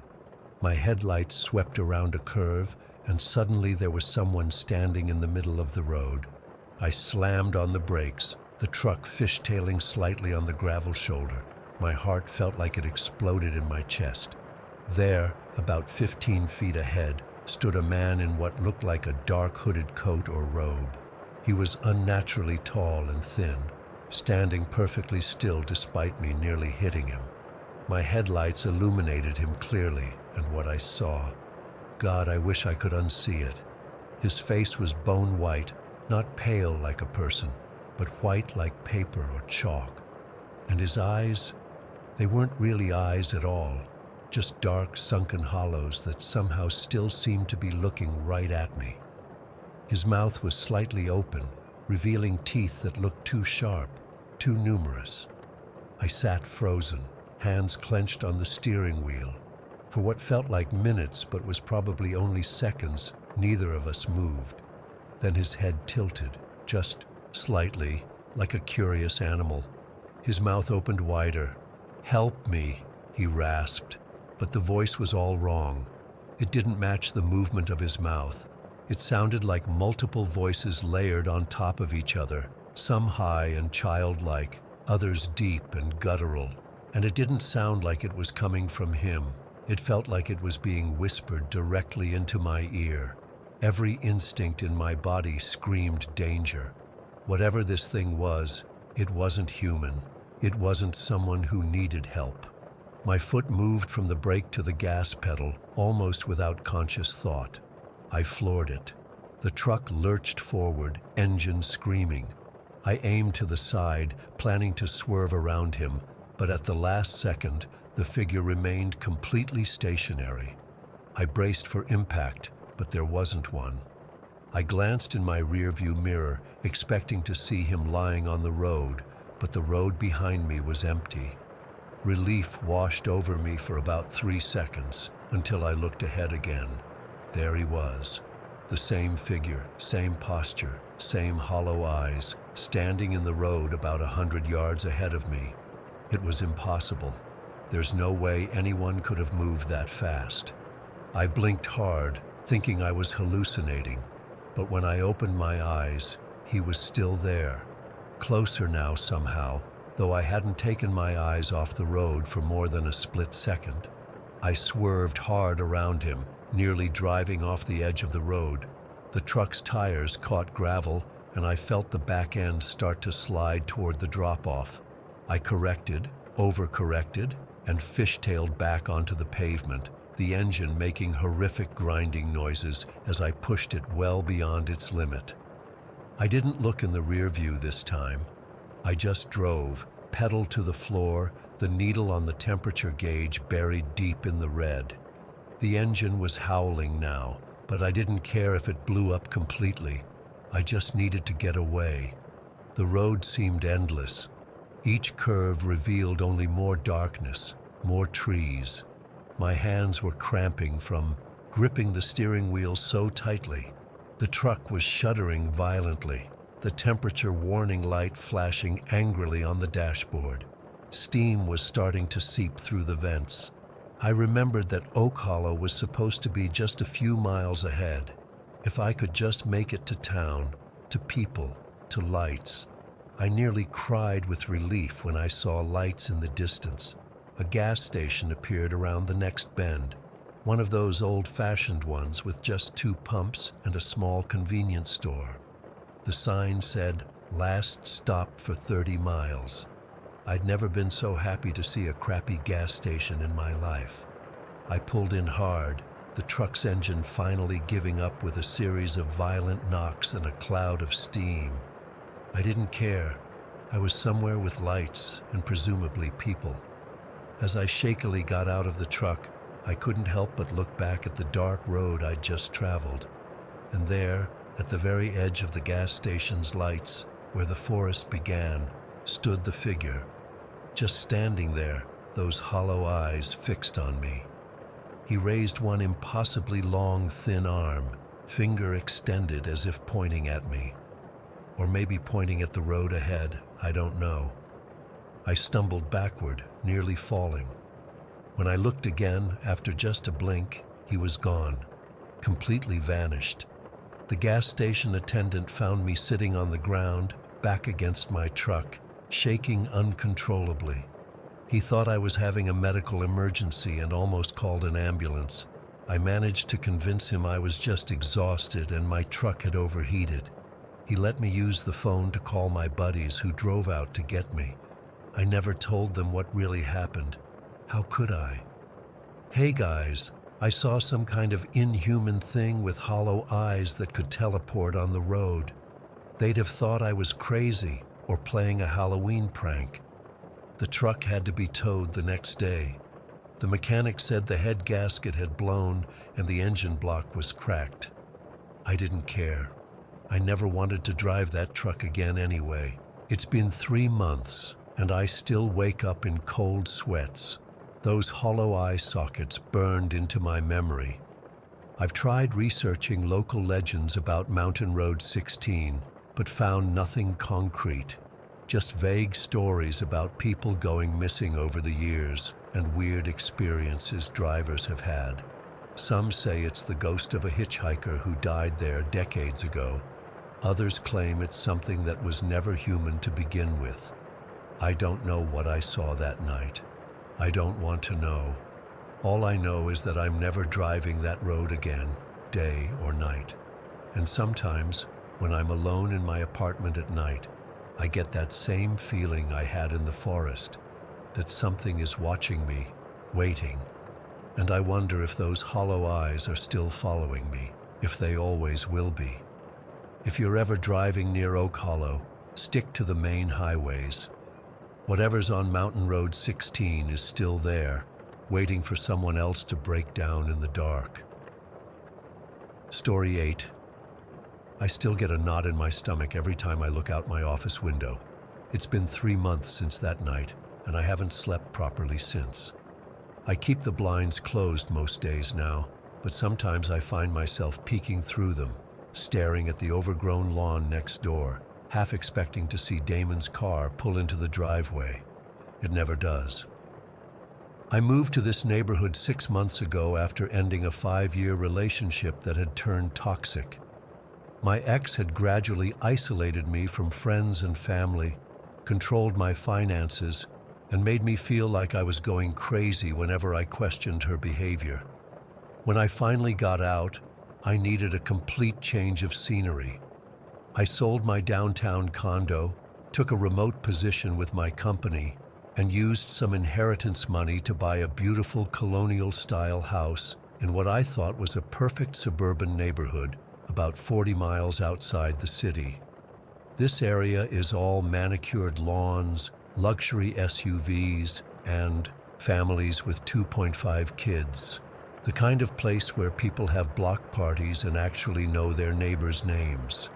My house isn't huge, but it's well maintained with 3 bedrooms. An office on the 3rd floor with a great view and more space than I know what to do with. The only weird thing about it is how close it sits to the neighboring property on the east side. I'm talking uncomfortably close, maybe 15 feet between our houses at the closest point. The house next door is massive, at least 5,000 square feet with a 3-car garage. I assumed it must belong to a doctor with a big family, or maybe even a multi-generational household. It was actually one of the things that sold me on the place. The idea of having a nice family nearby seemed comforting after years of anonymous apartment living. The day after moving in, I decided to introduce myself to the neighbors. The family across the street was exactly what I expected. Middle-aged couple with teenage twins, very welcoming, invited me to their summer barbecue. But when I walked up to the mansion next door and rang the bell, I was surprised when the door swung open to reveal a guy who looked about my age, maybe a year or 2 older. He had this weird mullet haircut that somehow didn't fit with the house or neighborhood, wore expensive-looking loafers with no socks, and had on a polo shirt that probably cost more than my monthly car payment. "Hey man, I'm Damon," he said, extending his hand but not really inviting me inside. "Just move in next door?" I introduced myself and asked if his family was home. He just laughed. "No family, dude. Just me in this big old place.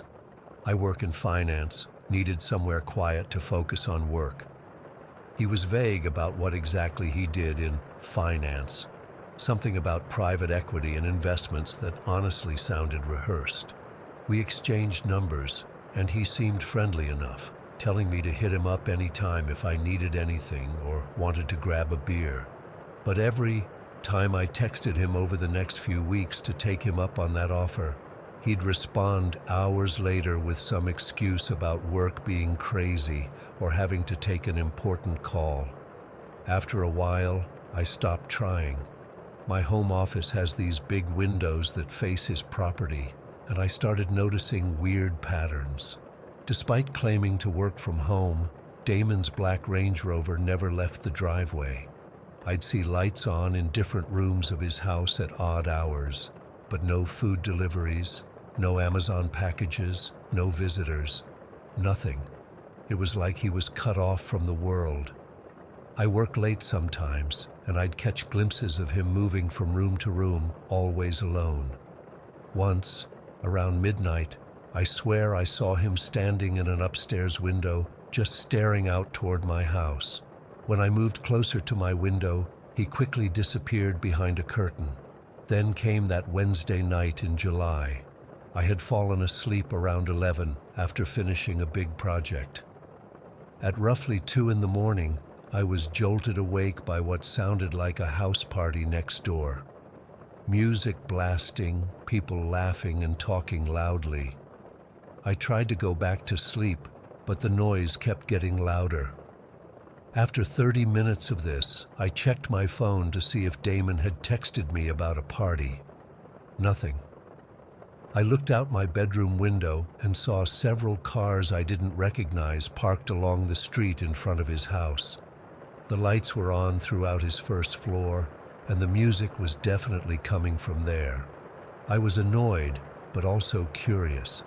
This was the first sign of any social activity from my mysterious neighbor in the month since I'd moved in.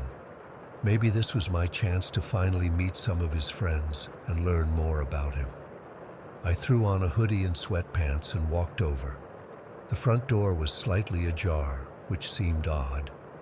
I knocked anyway, but when nobody answered after several attempts, I pushed it open and called out, "Damon, it's your neighbor!" The sound of people talking and laughing was coming from the living room, but when I walked in, the room was completely empty. A high-end sound system was playing what sounded like a recording of a party.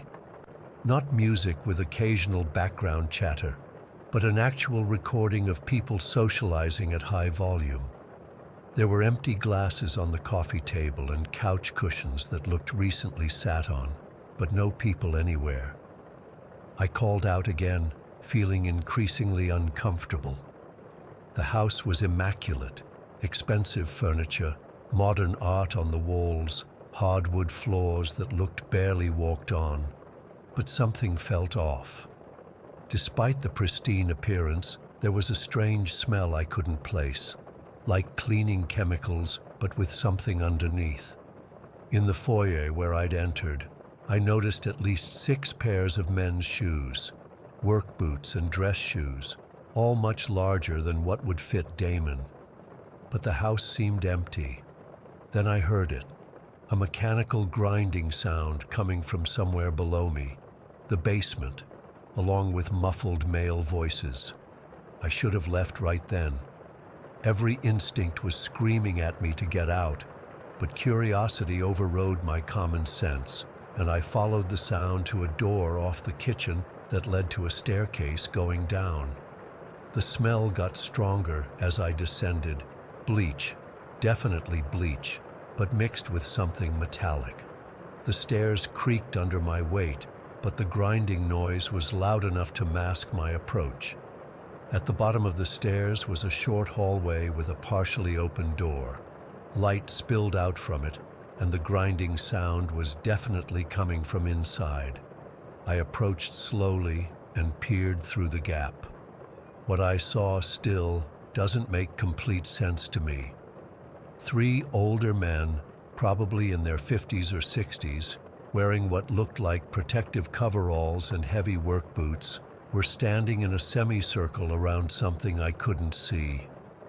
One held what appeared to be a clipboard, while another operated something that was making the grinding noise. They were all wearing latex gloves. The room was mostly unfinished concrete, with plastic sheeting covering one entire wall. Industrial-sized bottles of cleaning supplies lined metal shelving units. The floor had drains installed in it, like you'd see in a commercial kitchen. I must have made a noise, because suddenly one of the men looked up and directly at the door. Our eyes met for just a second before I pulled back. I heard him say something to the others, and the grinding noise stopped immediately. I ran. I didn't try to be quiet or stealthy. I just bolted up those stairs as fast as I could, through the kitchen and out the front door. I sprinted back to my house, locked the door behind me, and ran upstairs to my bedroom, where I could see Damon's house from the window. Within minutes, I watched as 8 men, not 3, but 8, emerged from the house. None of them was Damon. They were all older, wearing regular clothes now, and they spread out around the property, looking in bushes and scanning the street. One of them walked right past my house, shining a flashlight into the shadows. I ducked down below my window, heart pounding so hard I thought it might explode. After about 20 minutes, they all went back inside Damon's house. Shortly after, the music stopped. One by one, cars pulled out of the driveway and drove away until only Damon's Range Rover remained. I didn't sleep that night. I sat in the dark, watching Damon's house, waiting for something to happen. But nothing did. The lights went out around 4 in the morning, and the house sat quiet and dark. The next day, I called in sick to work and kept watch. There was no sign of movement next door, no Damon, no mysterious older men, nothing. By evening, Damon's car was gone too. Days passed, then weeks, then months. The lawn next door began to grow wild. Packages occasionally appeared by the front door, but remained untouched. Eventually, they disappeared, presumably returned to sender. The Range Rover never came back. The strangest part came when I casually asked my other neighbors if they had heard the loud party at Damon's house that night. Every single one said they hadn't heard anything unusual. The family directly across from his house, with teenage kids who notice everything, insisted there had been no noise, no cars, nothing out of the ordinary. I've gone back and forth about calling the police 100 times, but what would I say? That my neighbor had a fake party playing over speakers? That I illegally entered his house and saw some older guys in his basement with cleaning supplies? That he disappeared but left no evidence of a crime? That no one else in the neighborhood heard or saw anything unusual that night? Sometimes I wonder if I imagined the whole thing. Maybe the stress of my breakup, the new job, the move. Maybe it all finally caught up with me that night. But then I look at Damon's empty house with its overgrown lawn and accumulating mail, and I know something happened. I still have his number in my phone. Sometimes I text him, asking if everything's okay. The messages show as delivered but never read. I've considered moving, but the housing market has tanked, and I'd take a massive loss if I sold now. So I stay, and I wonder, who was Damon really? What were those men doing in his basement? Why was he playing a recording of a party? Where did he go? And most troubling of all, if he ever comes back, do I pretend I know nothing, or do I confront him about what I saw? For now, I keep the blinds closed, especially at night. I've installed new locks and a security system, and I try not to think about the drains I saw in that basement floor, or why someone would need industrial-strength bleach, or what that grinding sound might have been. Sometimes, late at night, I swear I can still hear it. Story 9. I still can't sleep well at night, even though it's been 8 months since that summer at Camp Evergreen. I took the counselor job because I needed money for college and thought it would be a fun way to spend the summer between high school and university. I was 18, just a few years older than most of the campers, but that was normal for the junior counselors at Evergreen. I'd been a camper there myself for years, so when they offered me the position, I jumped at it. The pay wasn't great, but I got to spend summer in the mountains, swimming in the lake, hiking the trails I knew so well. And yeah, I was excited about the campfires too. Those had always been my favorite part as a kid. Our head counselor, Jake, was this really chill guy in his mid-20s. He'd been working at Evergreen for years, and basically ran the place. The camp director only showed up once a week to handle paperwork and make sure everything was running smoothly. The rest of the time, it was just us counselors and about 40 kids spread across different age groups. Everything was normal for the first 3 weeks. We had the usual homesick kids, minor injuries from hikes, the occasional argument over who got to use which kayak. Standard camp stuff. Then came the night that changed everything. It was the fourth Thursday of camp, which was always designated as Scary Story Night. As a camper, this had been my absolute favorite night of the summer. The counselors would really go all out, dimming the lights around the fire pit, speaking in hushed tones, sometimes even setting up little pranks to scare us during the stories. It was all in good fun. This particular night, Jake had assigned me to lead the campfire for my group, 12 kids between the ages of 12 and 14. I was nervous but excited.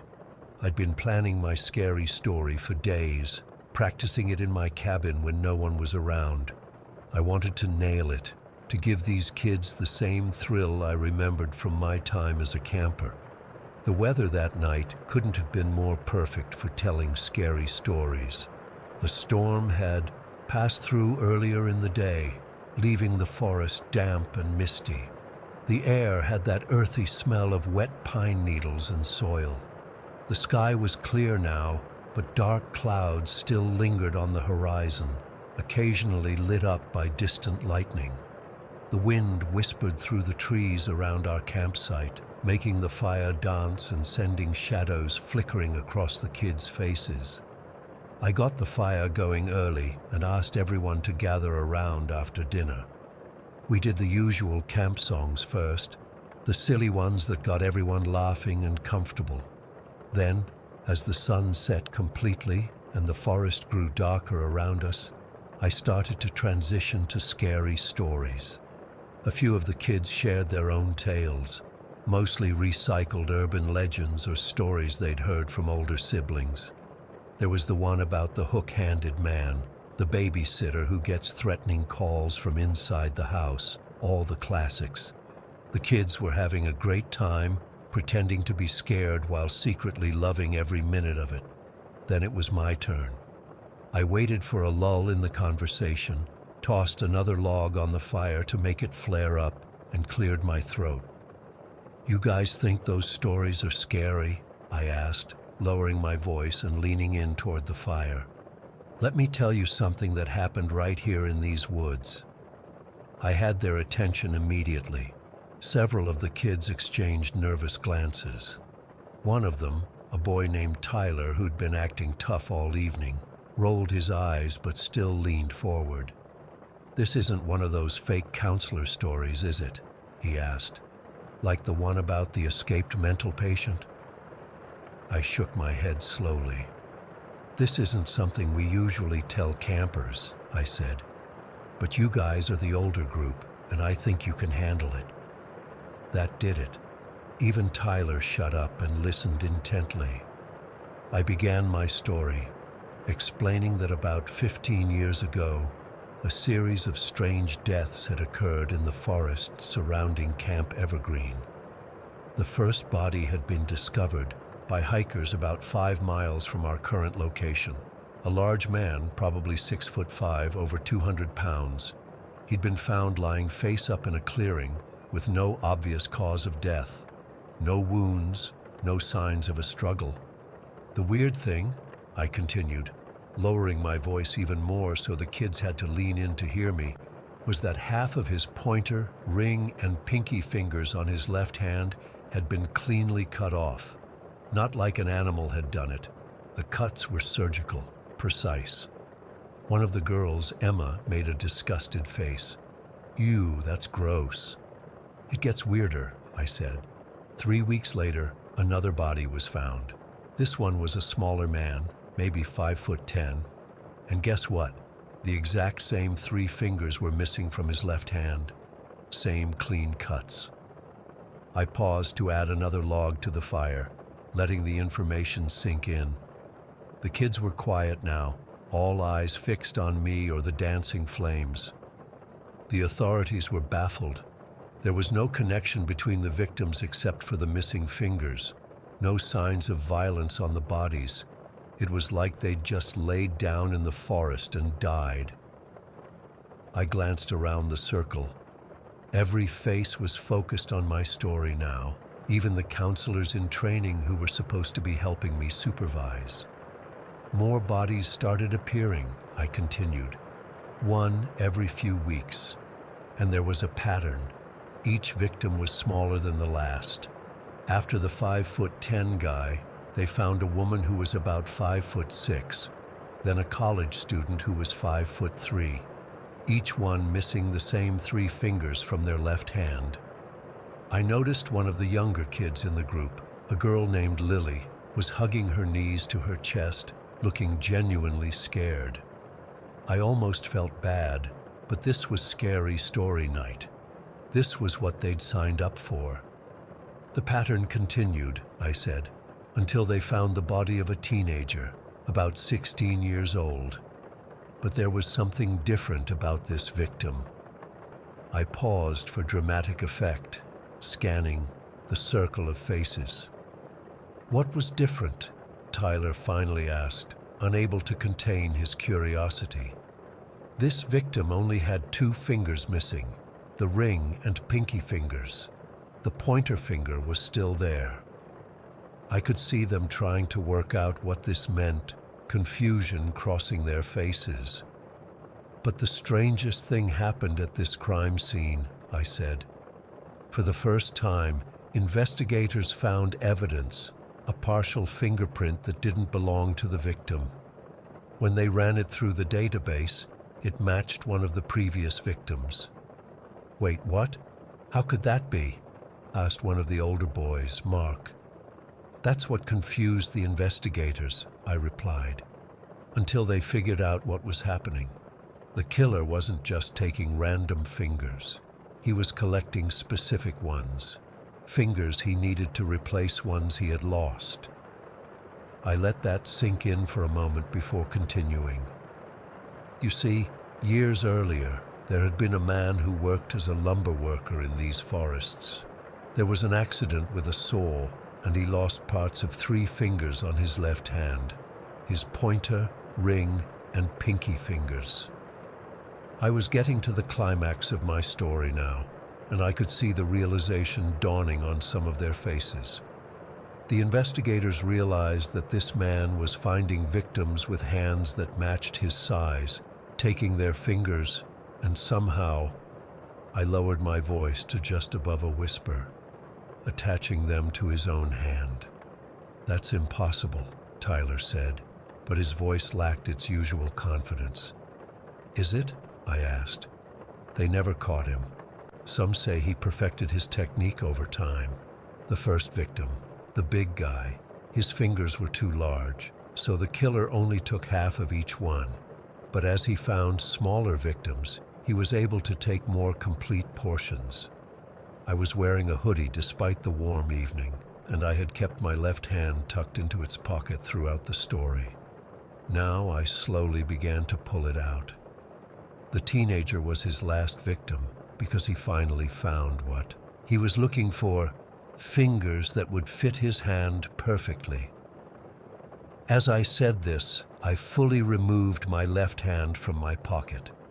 Earlier that day, I'd used some of the craft supplies to create a pretty convincing prosthetic effect, making it look like my pointer finger was damaged and my ring and pinky fingers were completely missing, replaced by slightly different colored digits that didn't quite match the rest of my hand. The killer was never caught, I said, holding up my mangled-looking hand for all to see in the firelight. Some say he still wanders these woods, looking for better fingers to replace the ones that don't quite fit right. I lunged forward suddenly, extending my deformed hand toward the kids. Several of them screamed. One of the younger boys actually fell backward off his log. Then I stopped, straightened up, and in my normal voice said, "That is the story of the finger killer. And remember, I never found the missing fingers either. The silence that followed was absolute. Not even the crickets seemed to be chirping. The only sound was the crackling of the fire and the distant rumble of thunder. Then Tyler broke the silence. "That's fake. Your hand is normal." But he didn't sound convinced. I kept my left hand held up, the prosthetic effect clearly visible in the firelight. "Is it?" I asked with a small smile. What happened next is why I'm writing this. I expected the usual reactions, nervous laughter, accusations that I was making it all up, maybe a few kids having trouble sleeping that night. The standard aftermath of a good, scary story. Instead, one of the counselors in training, a guy named Chris who'd been at the camp almost as long as I had, stood up suddenly. His face had gone completely white. "Who told you that story?" he asked, his voice shaking. I was confused. "What do you mean? I made it up." Chris shook his head. No, you didn't. Where did you hear it?" The kids were looking back and forth between us now, unsure if this was a part of the act or something else. "I seriously made it up," I insisted. "I was thinking about it all week." Chris walked over and grabbed my arm, pulling me away from the campfire circle. "Watch them," he said to the other CIT, nodding toward the kids. Once we were out of earshot, Chris turned to me, still looking pale. "That story you just told, about the finger killer, it's real. Well, not the killer part, but the deaths. They happened." I felt a cold sensation that had nothing to do with the night air. "What are you talking about?"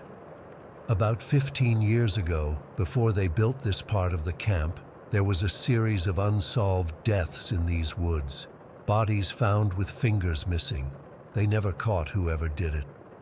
"You're messing with me," I said, trying to laugh it off, trying to scare me back. But Chris wasn't laughing. "My dad was one of the police officers who worked the case. He doesn't talk about it much, but I've heard him mention it to my mom when they thought I wasn't listening. The case has haunted him for years." I felt sick. There was no way Chris could have known what story I was going to tell. I hadn't told anyone, not even Jake. "This has to be a coincidence," I said, more to convince myself than him. Chris shook his head. "The details, though, the pattern of smaller and smaller victims, the specific fingers that were taken, it's exactly the same." When we returned to the campfire, I tried to act normal, but I think the kids could tell something was wrong. I wrapped up the evening quickly and sent them all back to their cabins, promising that my scary hand was just a prank, showing them the prosthetics I'd made. Later that night, after all the kids were asleep, Jake came to my cabin. Chris had told him about what happened. Jake confirmed that there had indeed been a series of unsolved murders in the area years ago, though he didn't know the specific details. "How could you have known those details?" Jake asked me. "The finger pattern wasn't released to the public." I couldn't answer him. I still can't answer it now. I have no memory of ever hearing about these murders before. I truly thought I was making up the story. What terrifies me more than anything is that when I went to throw away the prosthetic finger pieces I'd made, I couldn't find them. I searched my entire cabin, my backpack, everywhere. They were just gone. And sometimes, when I'm alone at night, I catch myself looking at my left hand in the dim light, counting my fingers, making sure they're all still mine. Story 10. I've been backpacking and camping for nearly 20 years now, across 5 continents. Never thought I'd be the guy with the "you won't believe what happened to me" story. But here we are. I'm still trying to make sense of what happened 3 weeks ago in Namibia, and I'm hoping writing it down might help. Maybe someone here has experienced something similar. I was leading a small group of 4 friends, all experienced campers, through a remote section of southern Namibia. We'd been planning this trip for over a year, wanting to explore some of the lesser-known wilderness regions. We're all in our 30s, fit, and have dealt with our share of wildlife encounters before. Nothing prepared us for this. We'd spent the morning and afternoon hiking through an absolutely stunning savanna landscape. The heat was brutal, must have been over 100 degrees Fahrenheit, but we were prepared with plenty of water, sun protection, the works. By late afternoon, we found this perfect campsite near a small seasonal riverbed. It was dry this time of year, but the surrounding vegetation was still relatively lush, creating a natural windbreak. The spot was about 20 miles from the nearest village, properly remote but not dangerously isolated. We'd researched the area extensively, knew there was wildlife around, zebras, various antelope species, and yes, rhinos too. Black rhinos are native to this region, and we'd actually spotted some from a safe distance earlier in the day. They were maybe half a mile away, grazing peacefully. We took some photos and moved on, giving them plenty of space. Setting up camp, we followed all the protocols. Food sealed in odor-proof containers, trash properly secured, tents positioned strategically. We built our fire in a shallow pit, using a mix of gathered deadwood and some dry brush. Nothing excessive, just enough for cooking and some warmth once the temperature dropped. The sun set around 6:30, and the transformation was incredible. Deep oranges and reds bleeding into this immense star-filled sky. We cooked a simple meal, dehydrated camping food, nothing fancy, and spent a couple hours just shooting the breeze around the fire, sharing stories from previous trips. Alex and Samantha were the first to turn in, around 9 o'clock. Then Kim headed off to her tent maybe 30 minutes later. That left just me, sitting by the fire, enjoying a quiet moment alone. There's something about being the last one awake in camp that heightens your senses. The fire was burning low but steady, casting this warm glow maybe 15 feet in every direction. Beyond that was absolute darkness. No moon that night, just stars. It was around 10:30 when I first noticed something was off. The night had been filled with ambient sounds, distant animal calls, insects chirping, the occasional rustle of wind through the brush. Then suddenly, everything went quiet. I'm not talking about a gradual quieting down. It was like someone hit a mute button on the entire landscape. The stillness was so complete it felt physical, like pressure building against my eardrums. Even the fire seemed affected, the flames shrinking, the crackling reduced to this muffled hiss. I remember checking my watch and thinking I should probably turn in too, but something kept me rooted to that spot. I started scanning the darkness, beyond our little circle of light, straining to see anything unusual. Nothing at first. Then, maybe 10 minutes into this eerie silence, I heard it. A soft crunching sound from the bushes about 30 yards to the north of our camp. It was deliberate, methodical. Crunch. Pause. Crunch. Pause. My first thought was, leopard. They're known to hunt at night, and they move with that same careful precision. I quietly reached for my headlamp, keeping my movements slow and controlled. Before I could turn it on, the crunching stopped. Then came this new sound, heavy thuds against the ground, like something massive placing each foot with deliberate care. Thud. Pause. Thud. Pause. Whatever it was big, and it was approaching our camp directly. My heart started hammering against my ribs so hard I was surprised it didn't wake the others. I wanted to call out, to warn them, but my throat had closed up, and something told me making noise would be a terrible mistake. The thuds grew louder, closer. Then a shape began to materialize at the edge of our firelight. an enormous silhouette that seemed to absorb rather than reflect the light. As it stepped fully into view, I felt a wave of dread wash over me. It was a full-grown male black rhinoceros, its characteristic hooked horn clearly visible against the firelight. I've seen rhinos before, but always at a distance or from the safety of a vehicle. Up close, their size is utterly terrifying. This one must have weighed at least 3,000 pounds, all muscle and armor-like hide. They have poor eyesight, but excellent hearing and smell, and this one was definitely aware of our presence. What happened next still doesn't make sense to me. Rather than charging or showing signs of aggression, the rhino walked with deliberate, almost cautious steps directly toward our campfire. Its small eyes reflected the flames, giving it this otherworldly appearance. I remained frozen in place, partly from fear and partly from sheer disbelief at what I was seeing.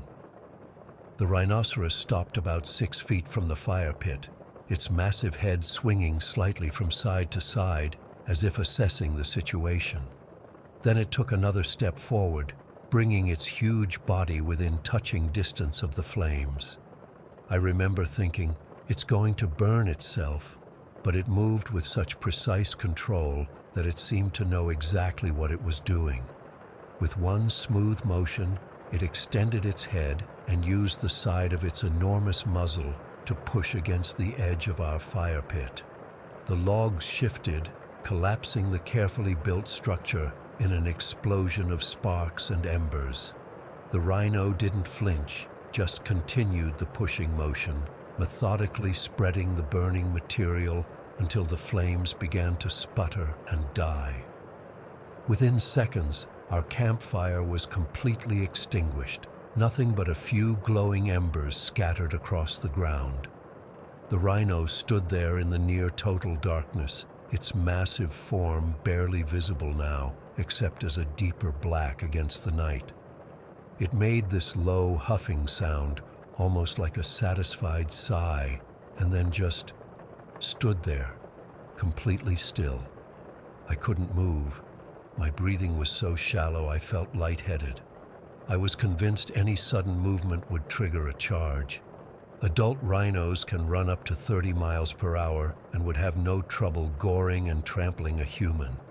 We had bear spray in our packs, but I knew it would be useless against something this size. After what felt like forever, but was probably less than a minute, the rhino turned with surprising grace for something so massive and began walking back the way it had come. Its footfalls grew fainter until they disappeared entirely, leaving me alone in the darkness with nothing but the soft glow of dying embers. I sat there for I don't know how long, afraid to move, afraid to call out to the others. Eventually, I fumbled for my headlamp and switched it on, the beam seeming pathetically weak after the loss of our fire. I quietly moved to each tent, waking everyone up one by one. I kept my voice to a whisper as I explained what had happened. At first, they didn't believe me. Alex thought I'd fallen asleep and had a vivid dream, but when we examined the fire pit with our headlamps, the evidence was clear. The logs had been pushed and scattered in a way that couldn't have happened naturally, and there, in the soft earth around our campsite, were the unmistakable prints of a rhinoceros, each one nearly the size of a dinner plate. We spent the rest of that night huddled together, every sense on high alert. Without the fire, the temperature dropped rapidly, and we could feel the cold seeping through our layers. Worse than the cold was the darkness. Our headlamps created small bubbles of light that seemed to make the surrounding blackness even more impenetrable. Every sound, and there were many once the natural chorus of the night resumed, made us flinch. A branch breaking, something scurrying through the underbrush, the distant roar of what might have been a lion. We took turns keeping watch, though nobody slept anyway. As the first gray light of dawn began to break, we didn't even discuss what to do next. We packed up camp with record speed, barely speaking except to coordinate our movements. The rhino's tracks were even more impressive in the daylight, a clear path leading to and from our campsite. It wasn't until we were hiking out, moving at a pace just shy of running, that we started processing what had happened. Kim, who studied some zoology, said she'd never heard of rhinos deliberately interacting with fire. They typically avoid it, like most wild animals. Alex suggested maybe it was trying to eliminate what it perceived as a threat, but that didn't explain the methodical way it had extinguished the flames rather than just avoiding the area entirely. We made it back to the nearest town by early afternoon. At the local ranger station, we reported the incident.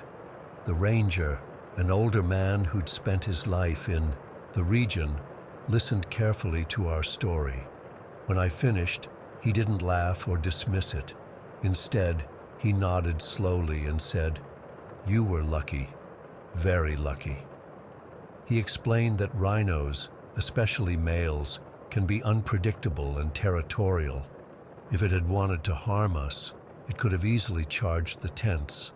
It's been 3 weeks, and I still don't have a rational explanation for what happened. Why would a wild rhinoceros approach a human campsite, deliberately extinguish a fire, and then leave without confrontation? Was it protecting its territory from a potential wildfire threat? Was it simply curious? Or was there something more intentional behind its actions? All I know is that night changed something fundamental in how I view wildlife and our place in nature.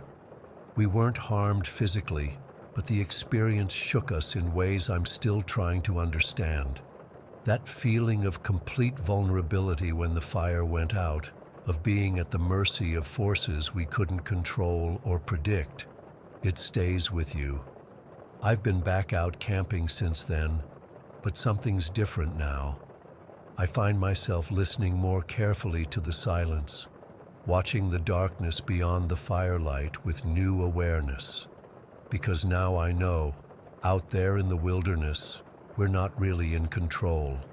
We're just visitors, and sometimes the residents have their own rules. Story 11. I've been hesitating to post this for nearly 2 months now. Part of me feels ridiculous even typing it out, but I need to tell someone who won't immediately dismiss me like my friends did. I've been camping my whole life. My dad started taking me to the Adirondacks when I was just 5 years old, and I've gone every summer since. I know the woods, I know animal behavior, and I know what I saw that night, regardless of how insane it might sound. This happened back in June when me and 4 buddies decided to do a 5-day trek through a pretty, remote section of the Adirondack wilderness. I'm talking about the kind of spot where you don't see another human for days. It's why I love it. Just you and nature, no cell service, no distractions. This particular area was about 15 miles from the nearest access road, deep in a valley surrounded by old-growth forest. I'd mapped out our route carefully, making sure we had access to water sources, but also choosing spots that weren't on the common trails.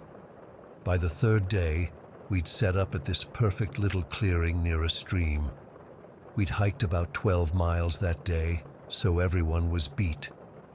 After dinner, we sat around the fire talking, and one by one, my friends crashed in their tents. I've always been a bit of a night owl, even when camping, so I stayed up, just enjoying the quiet and stoking the fire. It must have been around 1 in the morning when the fire had died down to embers. The moon was nearly full, casting this weird bluish glow through the trees.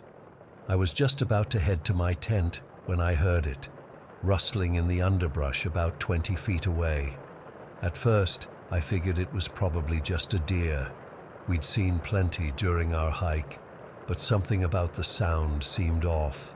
It wasn't the random movement of an animal foraging. It was deliberate, purposeful, I grabbed my flashlight and swept it toward the sound. That's when I saw the eyes.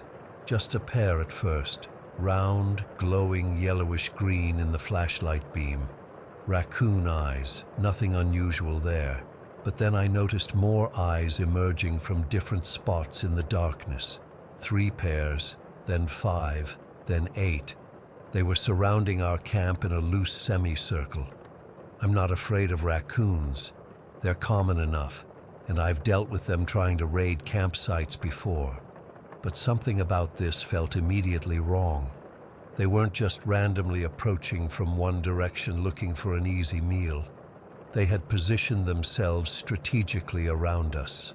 The hairs on my arms stood up as I watched the largest raccoon move forward into the clearing.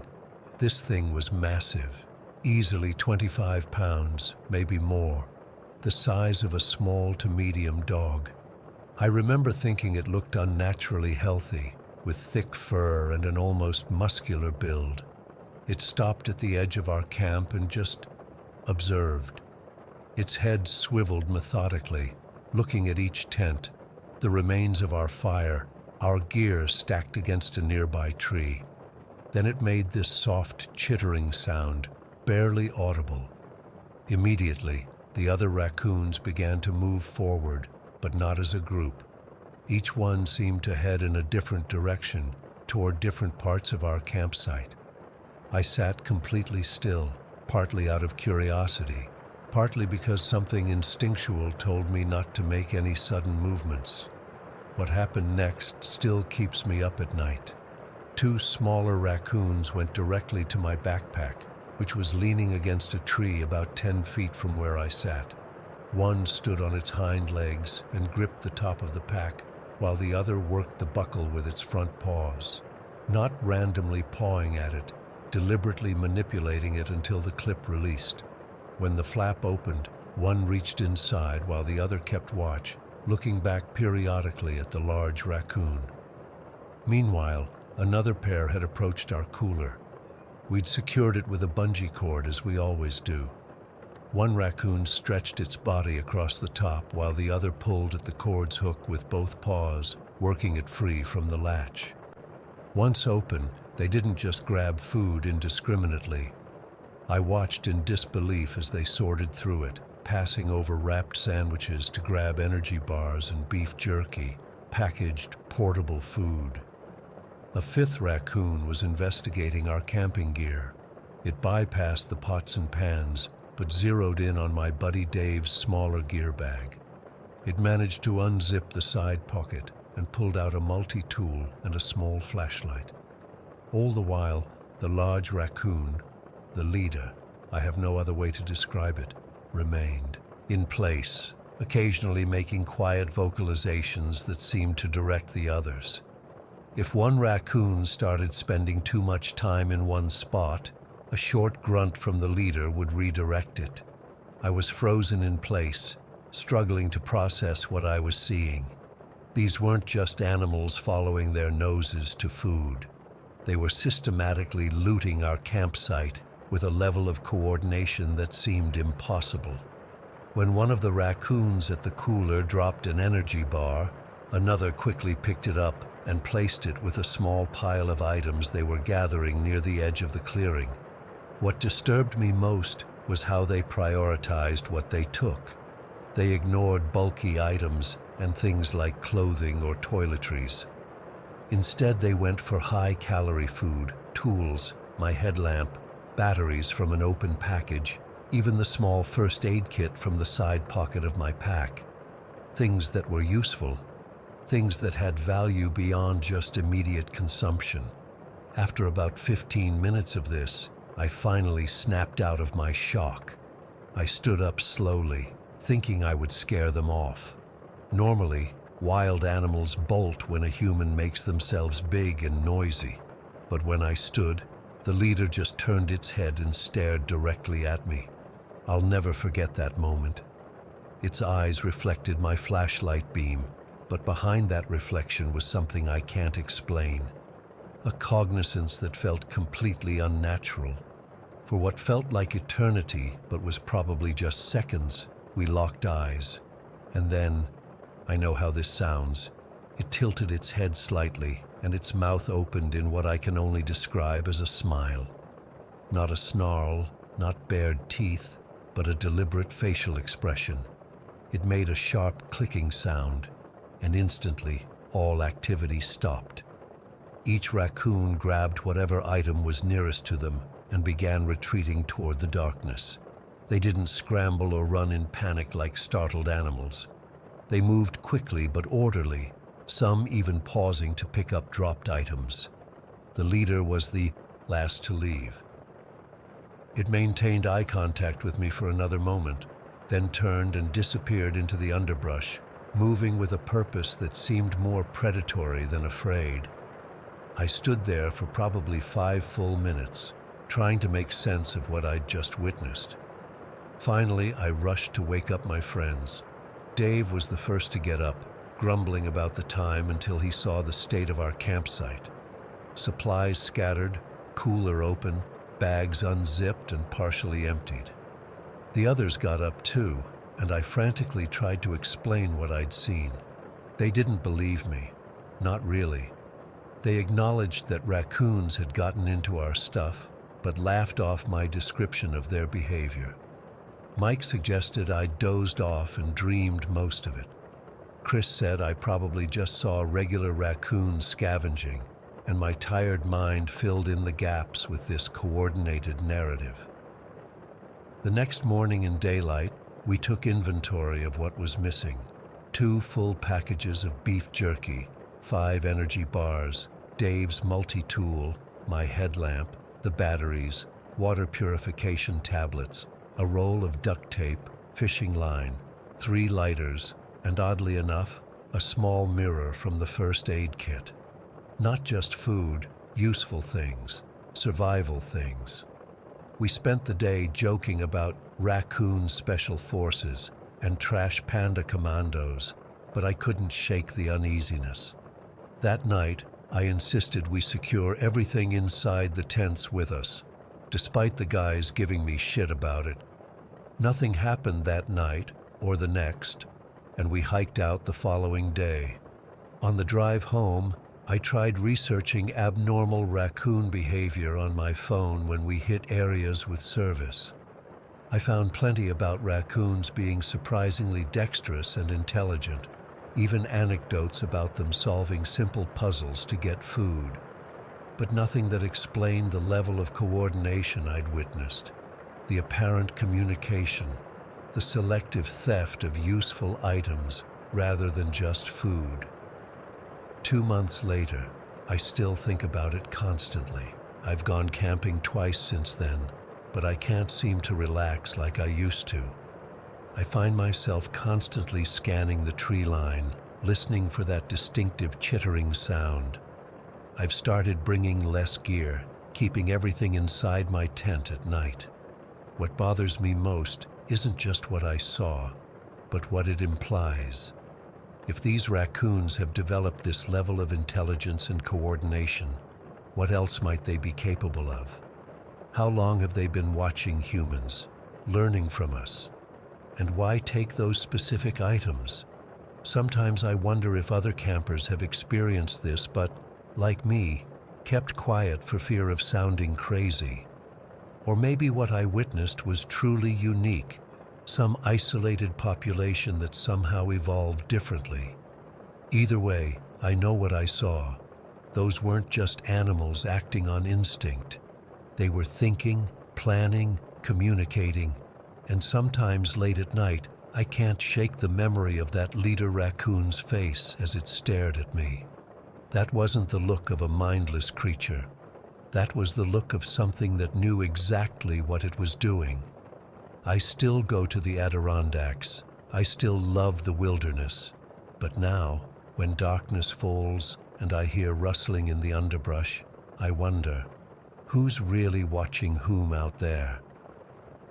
Story 12. I still don't know if I should be writing this. Part of me wants to forget the whole thing, but I can't stop thinking about it, and maybe putting it down will help me process what happened.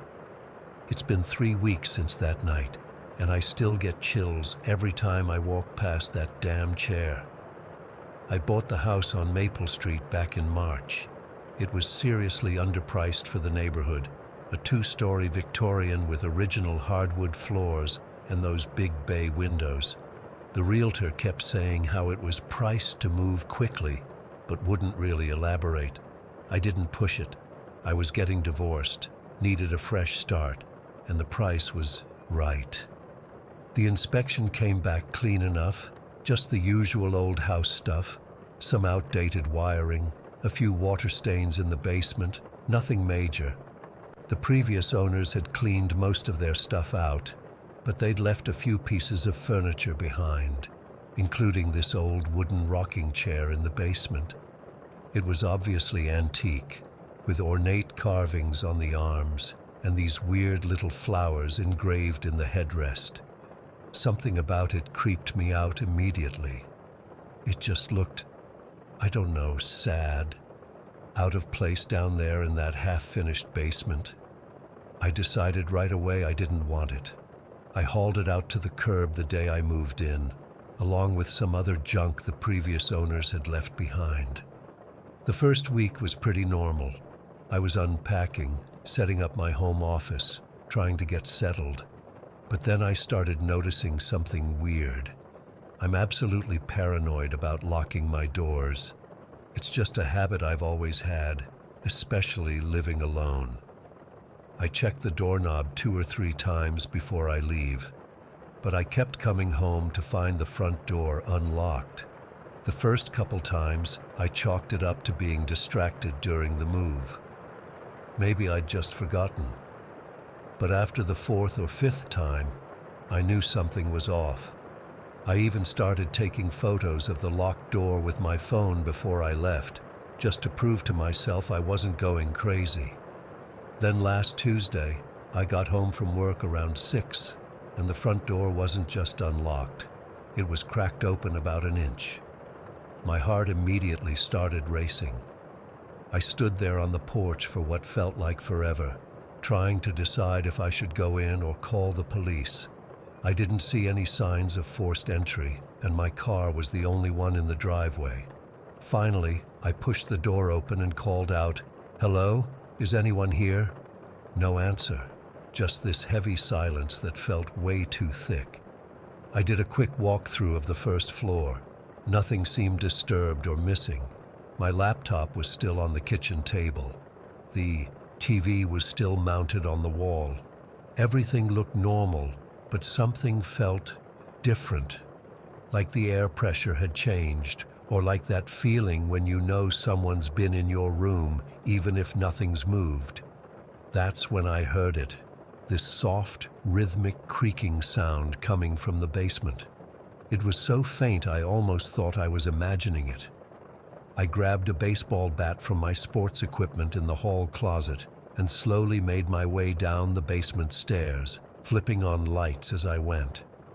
The creaking stopped the moment my foot hit the bottom step. And there it was, in the corner of the basement, that same rocking chair I'd thrown away the day I moved in.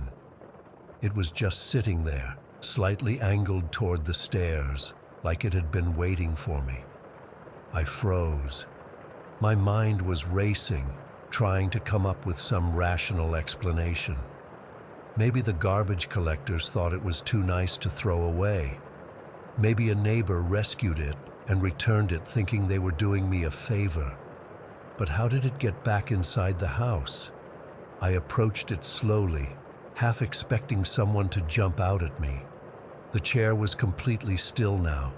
When I touched it, the wood felt ice cold, much colder than the basement air. I checked the rest of the basement thoroughly, behind the water heater, in the small storage room, everywhere.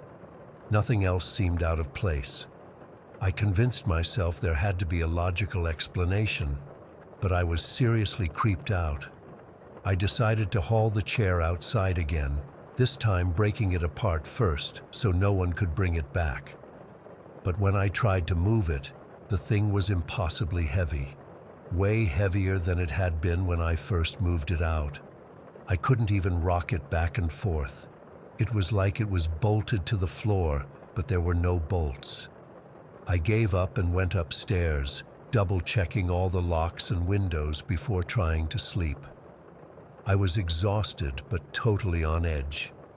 I kept hearing things, little creaks and settling noises that are probably normal in an old house, but that night they all sounded deliberate. Around 3 in the morning, I woke up to that same creaking sound, louder now, echoing up the stairs. Creak, creak, creak, steady and rhythmic. I lay there in bed, my whole body tense, trying to convince myself it was just the house settling or the wind outside. But it wasn't. It was that damn chair rocking by itself in my basement. I got up and grabbed my phone for a flashlight. My legs felt like lead as I walked down the hallway to the basement door. The creaking was definitely coming from down there, getting louder as I approached. I stood at the top of the stairs for a solid minute, just listening to that steady rhythm, before I finally worked up the courage to go down. The basement was freezing cold. I could see my breath in front of me, which made no sense for a night in early spring. My flashlight beam bounced around as I descended the stairs, my hand shaking. The chair was rocking steadily, the wooden runners making that creaking sound against the concrete floor. But that wasn't the worst part. There was someone sitting in it. An old woman, probably in her 80s, with thin white hair pulled back in a loose bun. She was wearing what looked like a faded floral house dress, the kind my grandmother would have worn in the 60s. Her skin was pale and deeply wrinkled, her hands gnarled with arthritis as they gripped the armrests. But her eyes, God, her eyes.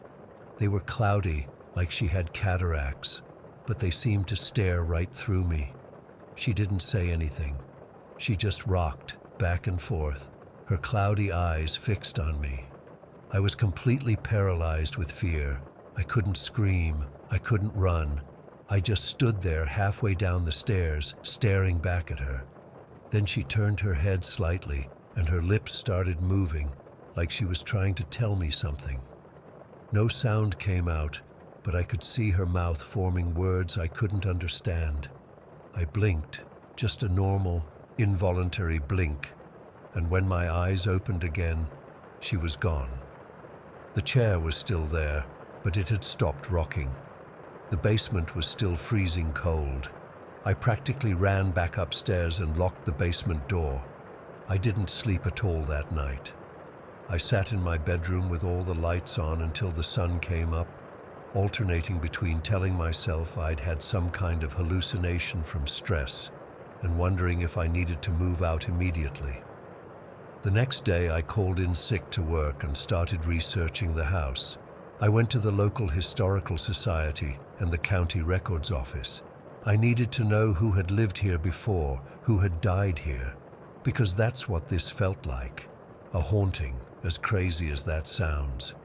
It didn't take long to find information on Eleanor Martin. She had owned the house for over 50 years, living there from 1968 until she died last year.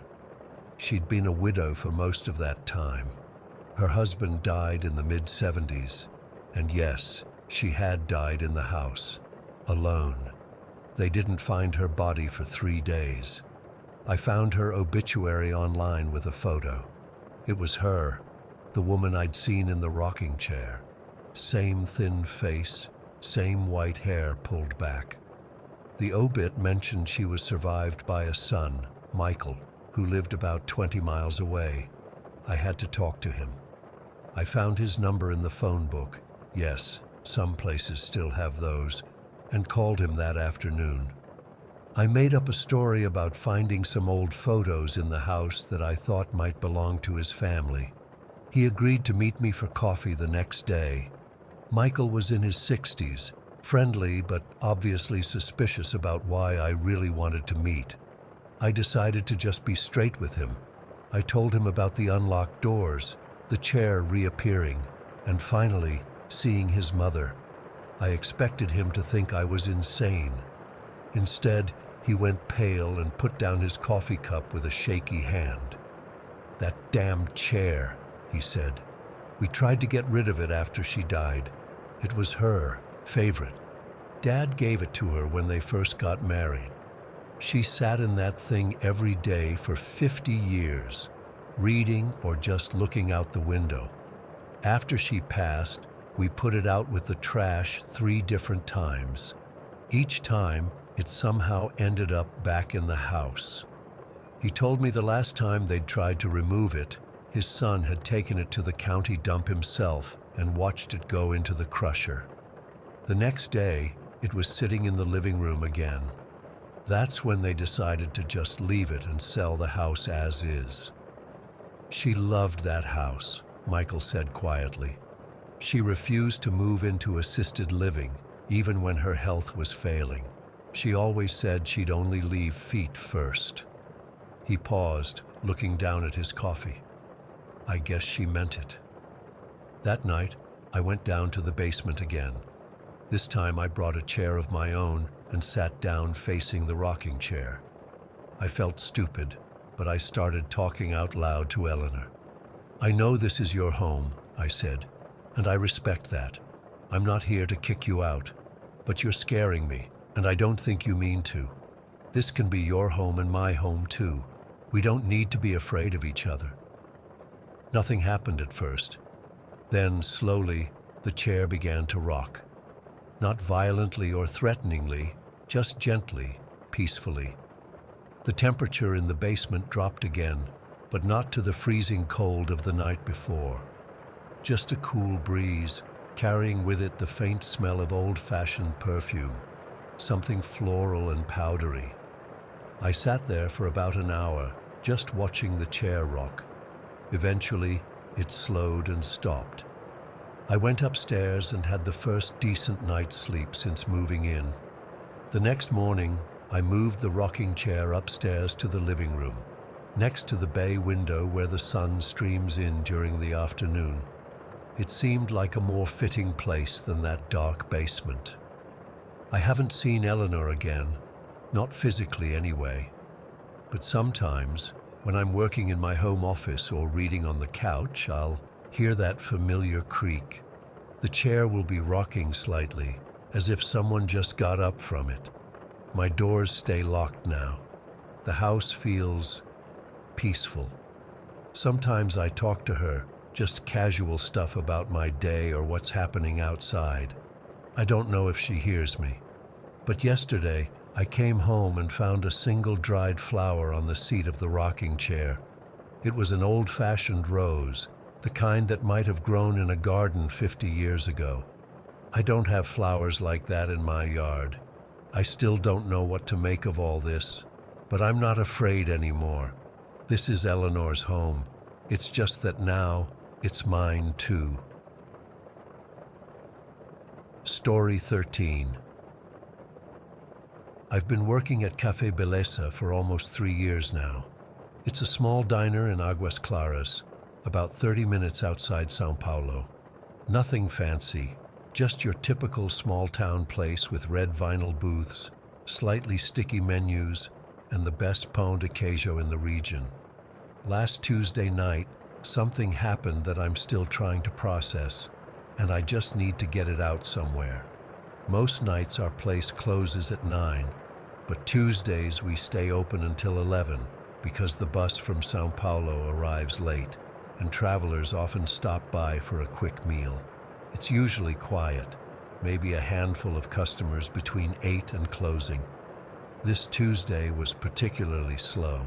By 8:30, our last regular customers had paid and left, leaving just me, the manager, Amy, our evening server, and Joe, our cook, to finish up and close.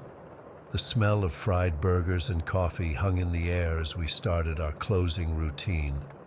Amy wiped down tables while Joe cleaned the grill, and I counted the register and prepared the deposit for the next morning. We were chatting about normal stuff, Amy's classes at the community college, Joe's new puppy, when I noticed something odd. A man was sitting at table 14 by the window. I hadn't seen him come in, which was strange because the bell above the door always jingles. He just appeared, sitting there motionless, staring out the window into the darkness. He had a cup of coffee in front of him that I didn't remember serving. "Did you give that guy coffee?" I asked Amy, nodding toward him. She looked confused. "I don't remember him coming in." She shrugged and grabbed the coffee pot. "I'll check if he needs anything." I watched as Amy approached the man. He was maybe in his 40s, with dark hair that needed a cut and at least 3 days of stubble. His clothes weren't dirty exactly, but they were rumpled like he'd been wearing them for days. Something about him made my skin prickle. Amy said something to him that I couldn't hear. He barely looked at her, just mumbled something before returning his gaze to the window. When Amy came back, her smile seemed forced. He just said, "I'm waiting," and then went back to staring out the window, she whispered. Didn't even touch the coffee. Kind of creepy. "Maybe he's waiting for someone," I said, though I didn't really believe it. It was almost 10, and we'd be closing in an hour. Who would he be meeting this late? By 10:30, Joe had finished cleaning the kitchen and came out front, untying his apron. "All done in back, Sarah," he said, then noticed the man still sitting motionless by the window. "Who's that?" I explained the situation, and Joe frowned. "Want me to stay until he leaves? Something doesn't feel right." I almost said yes. Every instinct was screaming at me to accept Joe's offer, but I didn't want to seem paranoid. Plus, Joe had a 40-minute drive home, and he started early the next day. "It's fine," I assured him, forcing confidence into my voice. "He's probably just waiting for someone who's running late. I can handle it." Amy glanced nervously at the man. "I don't know, Sarah. He gives me the creeps. I can stay too if you want." "You have an exam tomorrow," I reminded her. "Go home and study. I've closed alone plenty of times." After some back and forth, I convinced them both to leave. Amy gave me a quick hug before heading out, and Joe made me promise to call if anything happened. I assured them everything would be fine, even as something twisted in my stomach watching them walk to their cars. As soon as they left, the diner felt too quiet. Usually, I find comfort in the quiet moments after closing, just the hum of the refrigerators and the occasional creak of the old building settling. But that night, with the stranger still sitting there, the silence felt heavy and threatening. I busied myself with closing tasks, refilling salt shakers, wiping down the coffee machines, and checking inventory for the morning shift. All the while, I could feel the man's presence like a weight in the room. He hadn't moved, hadn't touched his coffee, just kept staring out into the darkness. By 11, my patience had worn thin. We were officially closed, and I wanted him gone so I could finish up and go home. I approached his table cautiously. Up close, I noticed his hands were dirty, with grime under his fingernails. His eyes, when they finally flickered to me, were bloodshot. "Excuse me, sir," I said, keeping my voice steady. "We're closed now. I'm going to need to ask you to leave." He didn't respond immediately, just stared at me with an unsettling blankness. "There's a gas station about 2 kilometers down the road if you need somewhere to go," I added, trying to be helpful despite my growing unease. His lips twitched into something that wasn't quite a smile. "They'll be here," he said flatly. A chill ran through me. "Who will be here?" He didn't answer, just returned his gaze to the window. I walked back to the counter, my heart beating faster than it should. I decided to start turning off lights and making it obvious we were closing. I flipped the open sign to closed and started shutting down the register. That's when everything changed. The sound of a chair scraping against the floor made me turn. The man had stood up abruptly, his coffee cup toppling over and spilling across the table.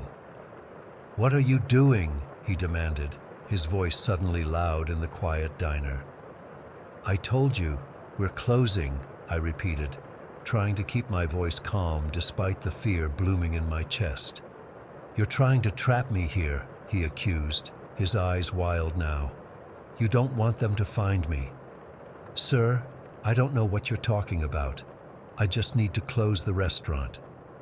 My hand moved slowly toward my phone on the counter. "Liar!" he shouted, slamming his palm on the table. "You're working with them. You're trying to keep me here until they come." I flinched at his outburst, my fingers closing around my phone. "I think you should leave now," I said, my voice shaking despite my best efforts. His face contorted with rage. "You don't tell me what to do," he snarled, taking a step toward me. "You think I don't see what's happening? You think I'm stupid?"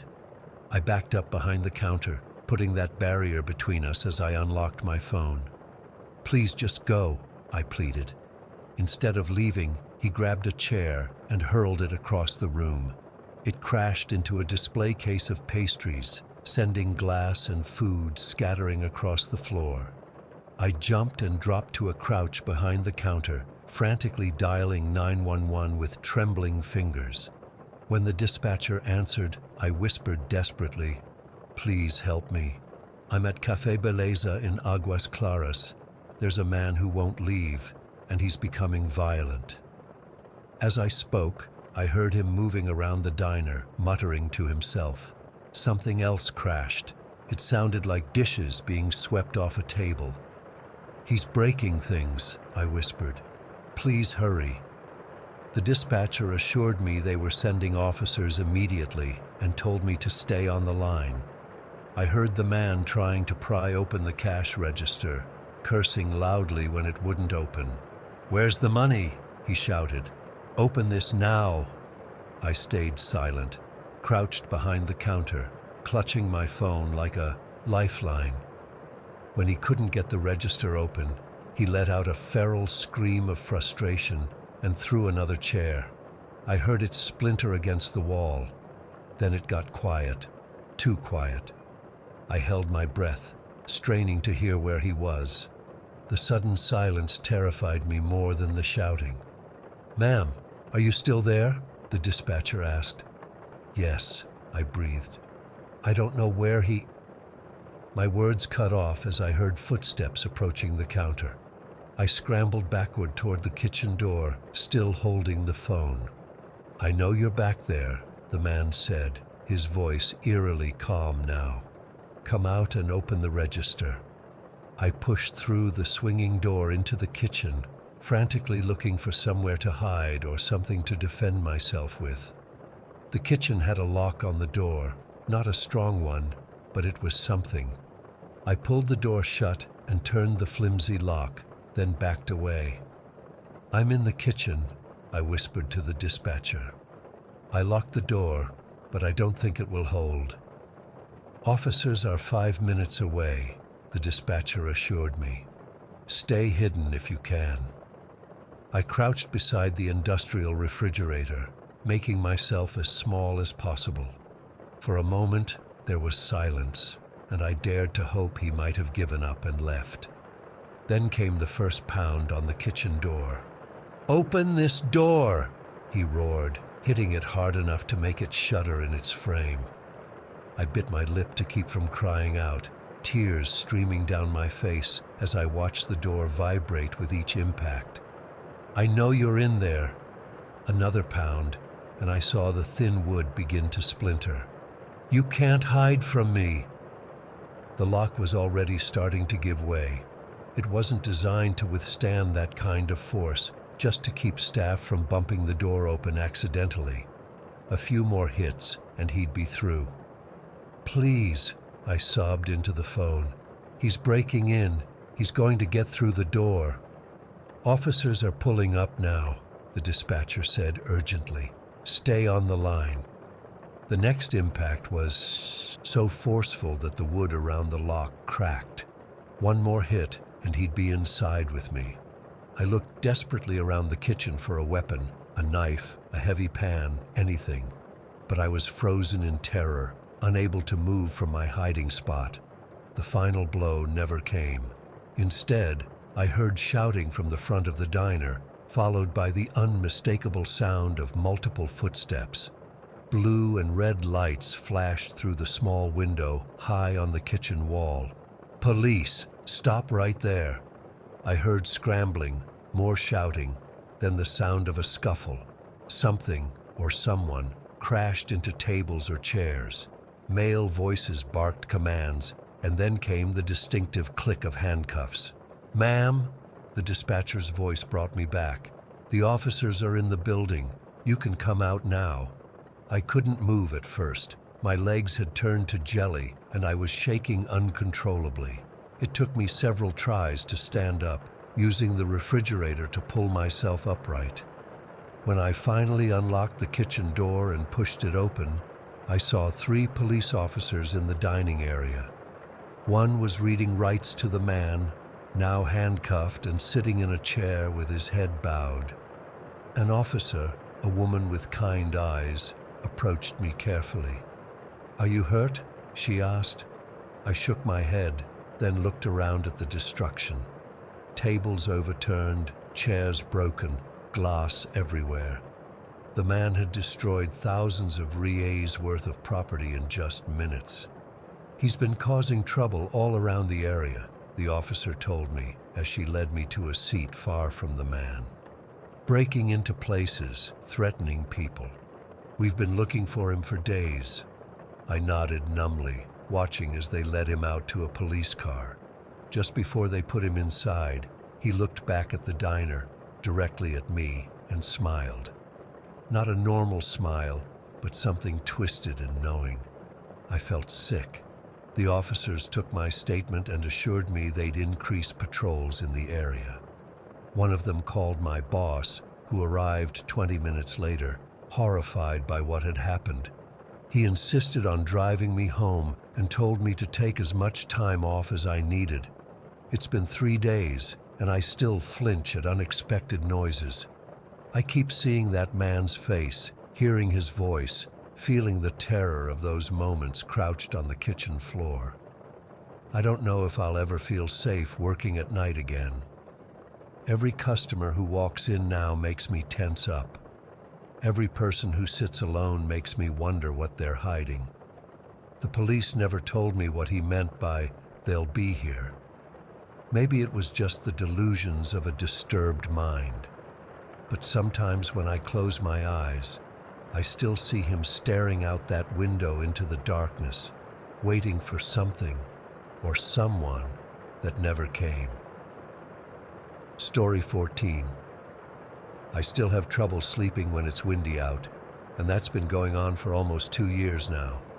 Every time the trees start swaying outside our bedroom window, I'm instantly transported back to that night in the jack pines. My wife says I need therapy, and maybe she's right. But how do you explain to a therapist that the sound of wind makes you feel like you're about to die? It was supposed to be our great escape. Sarah and I both have high-stress jobs. I work in finance and she's an ER nurse, and we were both burning out hard. We'd been talking about getting away from everything for months, but you know how it goes. There's always another deadline, another shift, another reason to put it off. Finally, we just said screw it and took a Friday off in late September, packed up our camping gear, and headed north to Ontario. We found this perfect spot in a provincial park about 4 hours from Toronto. The main campgrounds were closed for the season, but backcountry camping was still allowed. The jack pine forest was gorgeous. Tall, skinny pines stretching up forever, and this beautiful silence that you never get in the city.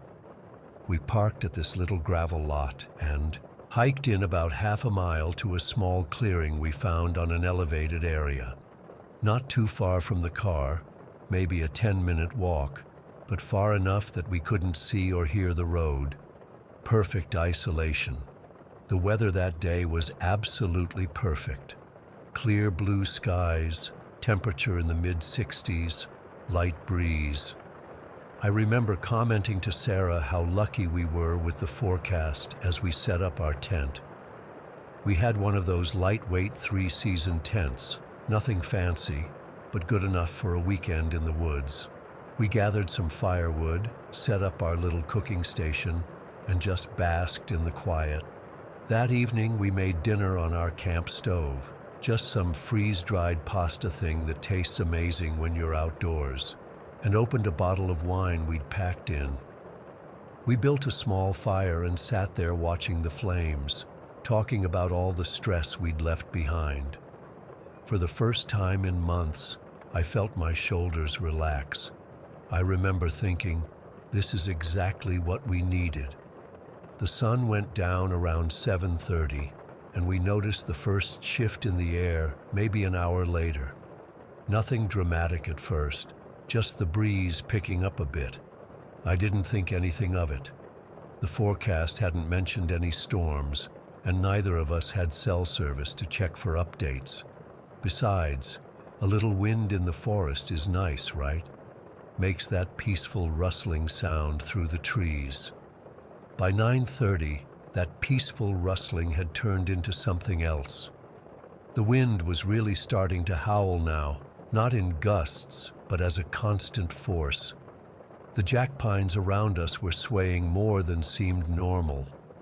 They're tall trees, but skinny, without the substantial trunks of oaks or maples, and they were bending at angles that made me nervous.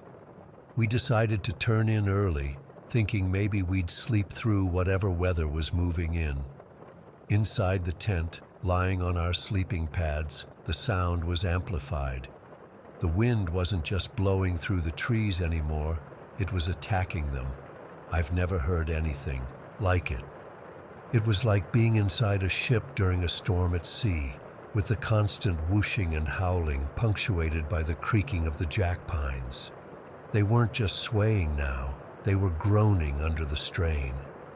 "Do you think we should try to get back to the car?" Sarah whispered. I could hear the fear in her voice. I sat up and unzipped the tent door to look outside. The moment I did, I heard it. A loud, sharp crack, followed by a rushing sound, and then a tremendous boom as a tree hit the ground somewhere to our left. My stomach dropped. I zipped the tent back up immediately. "I don't think it's safe to move," I told her. "If trees are coming down, we could walk right into one in the dark." Another crack. Another falling tree, this one closer. Sarah grabbed my hand so hard her nails dug into my palm. "What do we do?" she asked, and for the first time in our relationship, I had no answer. There was no plan for this. We were trapped. The wind kept getting stronger. Each gust seemed to bend the jack pines further, and the creaking sounds were constant now. I lay there in the dark, eyes wide open, calculating our odds. The tent was in a small clearing, but we were surrounded by trees that had to be 60 or 70 feet tall. If one fell directly on us, I couldn't just lie there waiting to be crushed. I grabbed our flashlight and put on my jacket. "What are you doing?" Sarah asked, panic rising in her voice. "I need to clear more space around the tent," I told her. "We need a better buffer zone." Outside, the wind nearly knocked me over. I shined the flashlight around our campsite, and my heart sank. The jack pines were whipping back and forth like blades of grass. Another crack, and I watched in horror as a tree about 100 feet away slowly tipped and crashed through the canopy. The sound of splintering wood echoed through the forest. I grabbed our camp axe and folding saw and worked frantically to clear some of the smaller saplings around our tent. The wind was so strong it kept blowing me off balance, and I had to squint against the debris flying through the air. Pine needles, small branches, dirt, all of it whipping around in the dark. I couldn't do anything about the big trees, but I figured if I could clear a buffer zone, Maybe it would give us some protection, or at least cut down on smaller debris hitting the tent. After 20 minutes of frantic work, I crawled back into the tent, covered in sweat despite the cold wind. Sarah was sitting up, clutching her knees to her chest. "Listen," I said, trying to sound calmer than I felt. "The odds of a tree hitting directly on our tent are really small. There's a lot of space out there, and we're in a bit of a clearing."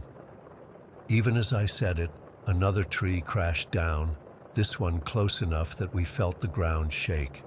Sarah started crying, and I held her, but there was nothing I could say that would make this better.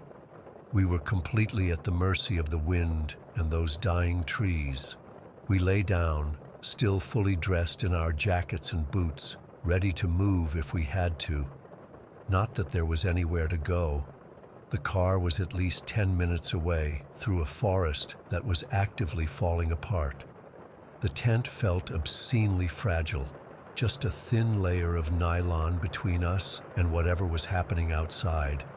I started counting seconds between the sound of a tree cracking and it hitting the ground. 3 seconds, 5 seconds, 2 seconds. Each time, my body tensed, waiting to feel the crushing weight or the puncture of a branch through the tent. I pictured the newspaper headline, "Couple crushed while camping." Would they describe it as a freak accident?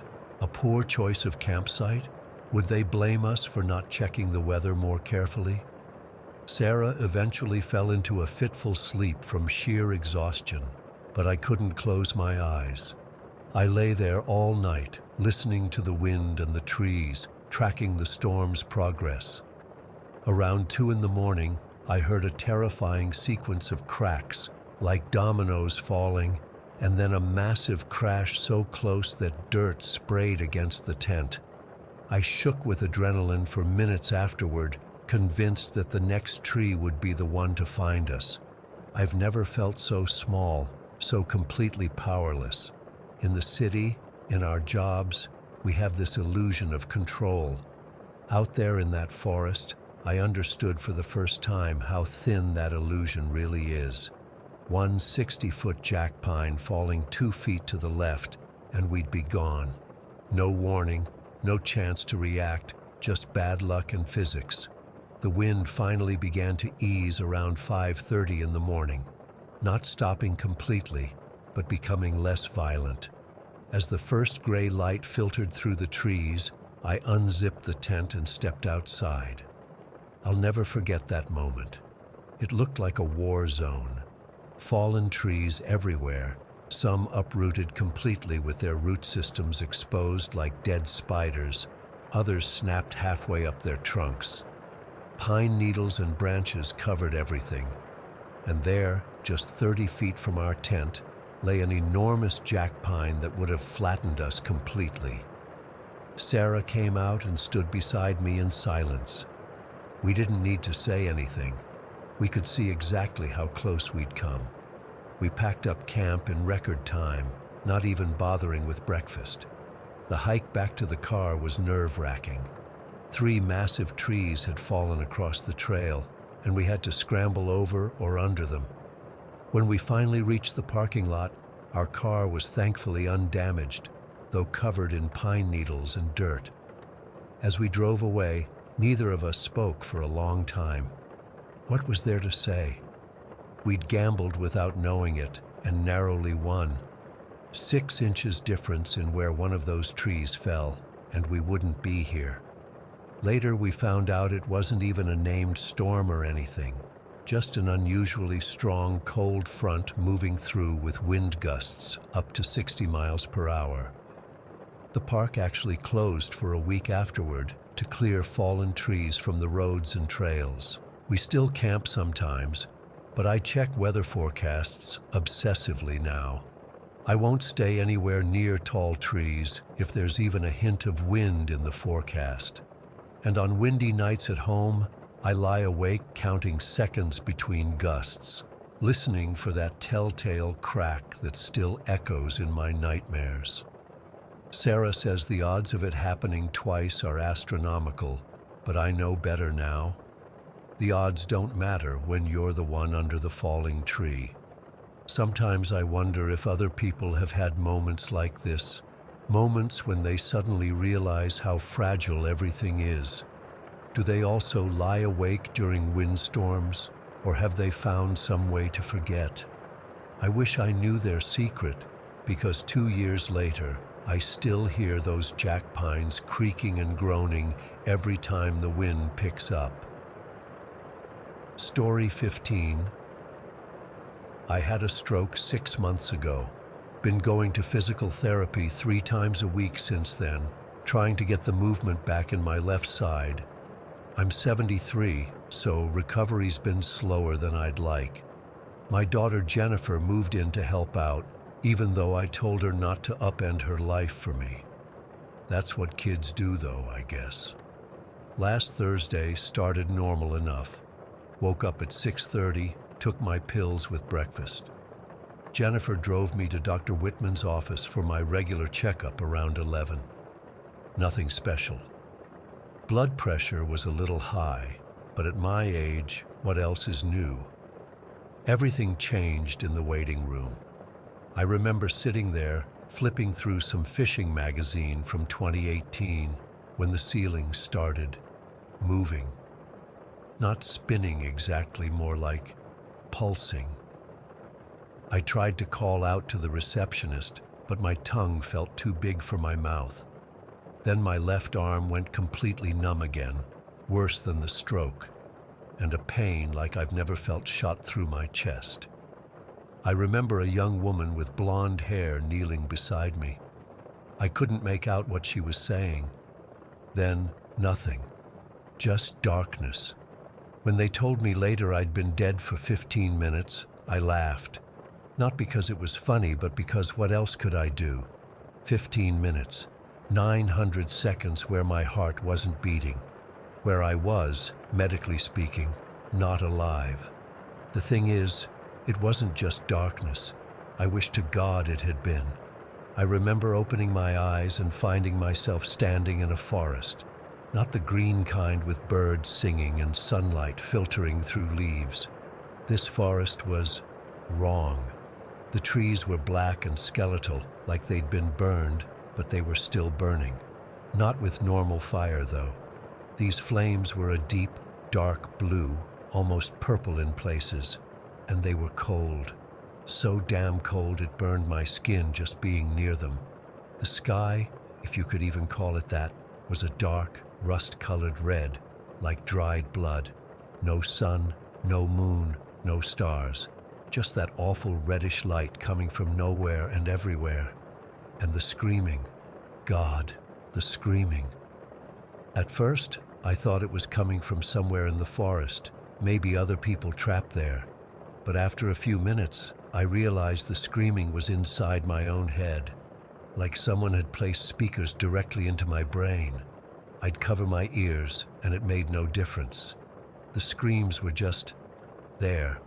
Men, women, children, all screaming in terror or pain or both. There was a path at my feet, not marked or anything, just a strip where there were fewer of those awful burning trees.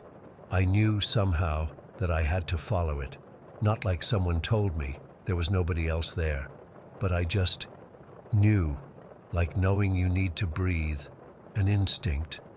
And I also knew that stepping off that path would be bad. Worse than where I already was. So I walked. My legs worked fine there, no effects from the stroke. I walked for what felt like hours, though I had no watch, no way to tell time. The screaming in my head never stopped, never got quieter. You'd think you'd get used to it after a while, but you don't. Each scream felt fresh, like hearing it for the first time. As I walked deeper into this burning forest, I started noticing shapes in the cold flames. At first, just vague outlines, but soon, people. Human shapes burning, but not being consumed by the fire. They were writhing, twisting in agony. Their mouths were open in silent screams. The real screaming was still just in my head, not coming from them. One of them, a woman with long hair, reached out toward me. Her eyes, I'll never forget her eyes. They were perfectly normal, not affected by the fire, and they were desperate, pleading. My first instinct was to help her, to grab her hand and pull her from the flames. But something stopped me. A certainty, deep in my gut, that touching her would trap me there permanently, that I'd become just another shape in the cold fire. So I kept walking, trying not to look at the burning people, trying to ignore their pleading eyes and outstretched hands. I felt like the worst kind of coward, but what could I do? What good would it do anyone if I got trapped too? The path started to slope downward after a while. The trees thinned out, and I could see ahead to where the forest ended. But what lay beyond was worse, much worse. A massive chasm opened up, stretching as far as I could see in either direction. It was deep, so deep I couldn't see the bottom. Just darkness, but not empty darkness. Something was moving down there, something huge. I stood at the edge, not knowing what to do. The path clearly led right to this chasm, and then stopped. There was nowhere else to go. As I stood there, paralyzed with indecision and fear, something began to rise from the depths. It's hard to describe what I saw. My mind doesn't want to remember it clearly, and maybe that's a mercy. But I'll try. It was enormous, the size of a house at least. It had no definite shape. It seemed to shift and change as it moved. But there were constant features. Dozens of eyes, blinking independently of each other, scattered across its body, I guess you'd call it. Not human eyes. They were more like cat eyes, with vertical pupils, but much larger, yellow and red and black. It had limbs, too many limbs, ending in clawed hands that weren't quite hands. More like, I don't know, like someone tried to make hands without ever having seen real ones. The fingers were too long, too jointed. The thing pulled itself up over the edge of the chasm with these limbs, making no sound at all. It didn't speak, not with words, but I felt it in my head, pushing aside the screaming that had been my constant companion. The creature was in my mind, looking through my memories like someone flipping through a photo album. It showed me things, bad things, every mistake I'd ever made. The time I cheated on my wife, 30 years ago. She never found out, but the guilt ate at me for years. The creature brought that back, made me feel it fresh. The fight I had with my son before he moved to California. We didn't speak for 2 years after that. The creature showed me his face, hurt and angry, over and over. It showed me my weaknesses, my failures. Times I'd been cruel or selfish or cowardly. It knew everything about me, every dark corner of my soul, and it judged me, not with words, but I could feel its satisfaction, amusement, like a cat playing with a mouse. The worst part was I couldn't argue, couldn't defend myself. Everything it showed me was true. I'd done those things. I was those things. I fell to my knees at the edge of that chasm, the cold fire of the forest behind me, this terrible creature in front of me, and nowhere to go. I remember thinking, this is it. This is hell. This is where I belong. And then I woke up, just like that. One moment I was kneeling before that many-eyed monster, and the next I was staring up at fluorescent lights in the hospital, with doctors and nurses rushing around me looking shocked. They told me later that I'd flatlined for 15 minutes, that they'd been about to call time of death when my heart suddenly started beating again. The doctor called it a miracle, said he'd never seen anything like it in 30 years of practice. Jennifer was there crying, holding my hand like she was afraid I'd disappear if she let go. I couldn't tell her what I'd seen. Couldn't tell anyone until now. The thing is, I don't think I escaped. I don't think I was supposed to. I just woke up. And sometimes, in the quiet of night, I can still hear those screams, faintly, like they're coming from very far away, or from inside my own head. Sometimes I catch glimpses of cold blue flames in mirrors, just for a second. Sometimes I feel like I'm being watched by eyes I can't see. And sometimes I wonder if all of me came back. I feel different. Not dramatically. I'm still me, still Robert Newman from Grayson, Vermont. But there's something off. Like part of me stayed in that burning forest, and something else came back in its place. Jennifer's noticed it too, though she doesn't say anything. I catch her watching me sometimes, with a little furrow between her eyebrows, like she's trying to figure something out. The doctors say I'm doing great, physically. Better than expected, actually. My left side is stronger than it's been since before the stroke. I should be grateful, I know. But every night, I lie awake, afraid to close my eyes, afraid of what I might see, afraid that next time I won't wake up. Or worse, that I'll wake up somewhere else entirely, back in that forest of cold fire, with that creature waiting for me. I don't know why I'm sharing this now. Maybe I just need someone to know in case I disappear again, in case next time is permanent. All I know for certain is that death isn't the end, and what waits on the other side is worse than anything I could have imagined. Story 16. I've never shared this story online before, but I've been reading through this forum for a while now, and I think it's finally time to get this off my chest. I'm 32 now, but this happened when I was 7 years old, and it still affects me to this day. I grew up in Millbrook, a small town where everyone knew each other and left their doors unlocked. My parents were deeply religious, the kind that volunteered for every church event and made sure we never missed a Sunday service. Our church, St. Bartholomew's, was the center of our community life. That Easter Sunday started like any other holiday at our church. Mom had dressed me in this itchy blue button-up shirt and clip-on tie that I hated, but I knew better than to complain on a church day. The whole building was decked out in pastel decorations, paper streamers hanging from the ceiling, cut-out bunnies and eggs taped to the walls, and those plastic Easter grass strands somehow getting everywhere. After the main service started, my parents dropped me off at the Sunday school rooms in the basement. The basement of St. Bartholomew's was this split-level affair, half underground with these small windows near the ceiling that let in strips of light. Our classroom had these ancient folding tables with those metal chairs that always made this horrible scraping sound on the linoleum floor. Miss Sabrina, a college student who helped with the younger kids, was teaching us about resurrection with felt board cutouts. About halfway through the lesson, I needed to use the bathroom, like really needed to go.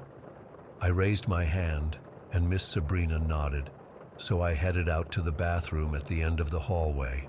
It was right by this emergency exit door, one of those push-bar ones with the small window. I remember it clearly because it had this faded alarm will sound sticker that was peeling off at the corners. The bathroom was empty when I went in. It was just your typical church bathroom. Yellowish lighting, those scratchy brown paper towels, and that pink powdery soap that never quite washed off your hands. I used the bathroom and was washing my hands when I heard one of the stall doors creak open behind me. I glanced up at the mirror and nearly jumped. Standing there was the Easter Bunny, not like the cute, fluffy kind you see at malls. This was a full-sized costume, but it looked wrong. The fur was patchy and stained, especially around the chest and paws. The head was slightly lopsided, with one ear bent at a weird angle. Through the eye holes, I could see actual human eyes staring at me. But here's the thing. I wasn't scared. I was excited. I was 7, and it was Easter Sunday. Of course, the Easter Bunny would be at church. It made perfect sense to my little kid brain. "Well, hello there," the bunny said. The voice was muffled by the costume, but definitely a man's voice. "Aren't you a lucky boy? Do you know who I am?" "You're the Easter Bunny," I answered immediately, turning around with my hands still dripping water. "That's right, and do you know what? You're the chosen one today, the special child who gets an extra special Easter surprise." My heart was pounding with excitement. Me? The chosen one? I'd never been special for anything before. "Really?" I asked, probably with the biggest smile on my face. "Absolutely, but the surprise is outside. I have a whole basket of treats just for you in my special Easter car. Do you want to come see?" Without hesitation, without a single doubt in my mind, I said yes. The Easter Bunny held out his paw, and I took it. His glove felt damp and smelled weird, like someone had spilled soda on it and never washed it properly. He led me to the emergency exit door and pushed it open. I remember being surprised that no alarm went off despite the warning sign. The bright April sunlight made me squint as we stepped out into the parking lot behind the church. The lot was mostly empty since everyone was at the service. The bunny led me toward the far corner where the dumpsters were kept, partially hidden by some overgrown bushes. There was a car parked there, an older model, brown or maybe dark green. I don't remember the make or model, just that it wasn't nice like my dad's car. As we got closer, something made my stomach feel funny. There was another Easter Bunny standing by the car. 2 Easter Bunnies? My 7-year-old brain couldn't process this. Easter had 1 bunny, not 2. It was like seeing 2 Santa Clauses. It just didn't make sense. This second bunny costume looked even worse than the first. Dirtier, with what looked like duct tape patching parts of it. "Look who I found," the bunny holding my hand called out. "Our special winner." The second bunny opened the back door of the car, and that's when I saw something that finally triggered alarm bells in my head. There was someone already in the back seat, small, like another kid. I couldn't see clearly, but I thought I saw a flash of blonde hair and what might have been a pink dress. "Wait," I said, suddenly feeling unsure. "Who's that? Is that another winner?" "Yes, another lucky child," the first bunny said, his grip tightening on my hand. "Now hurry up. We have many more surprises to deliver today." He started pulling me toward the car more forcefully. I dragged my feet, the excitement turning to confusion and then fear. Something was wrong, very wrong. Then I heard it, the sound that probably saved my life. "Michael, stop!" It was Miss Sabrina. She had come out the emergency exit door and was running toward us, her face a mask of horror. "Let him go! Help! Somebody help!" she screamed, fumbling with her pocket, probably for her phone. The Easter Bunny dropped my hand like it was on fire. The second bunny slammed the car door and jumped into the driver's seat. The first bunny, the one who'd found me in the bathroom, shoved me hard. I fell backward onto the asphalt, scraping my palms and tearing my church pants. By the time I looked up, both bunnies were in the car. The engine roared to life and they peeled out of the parking lot, tires squealing. Miss Sabrina reached me seconds later, scooping me up in her arms, her whole body shaking. "Are you okay? Did they hurt you? Oh my God, she kept repeating, checking me over. I remember being more confused than scared at first.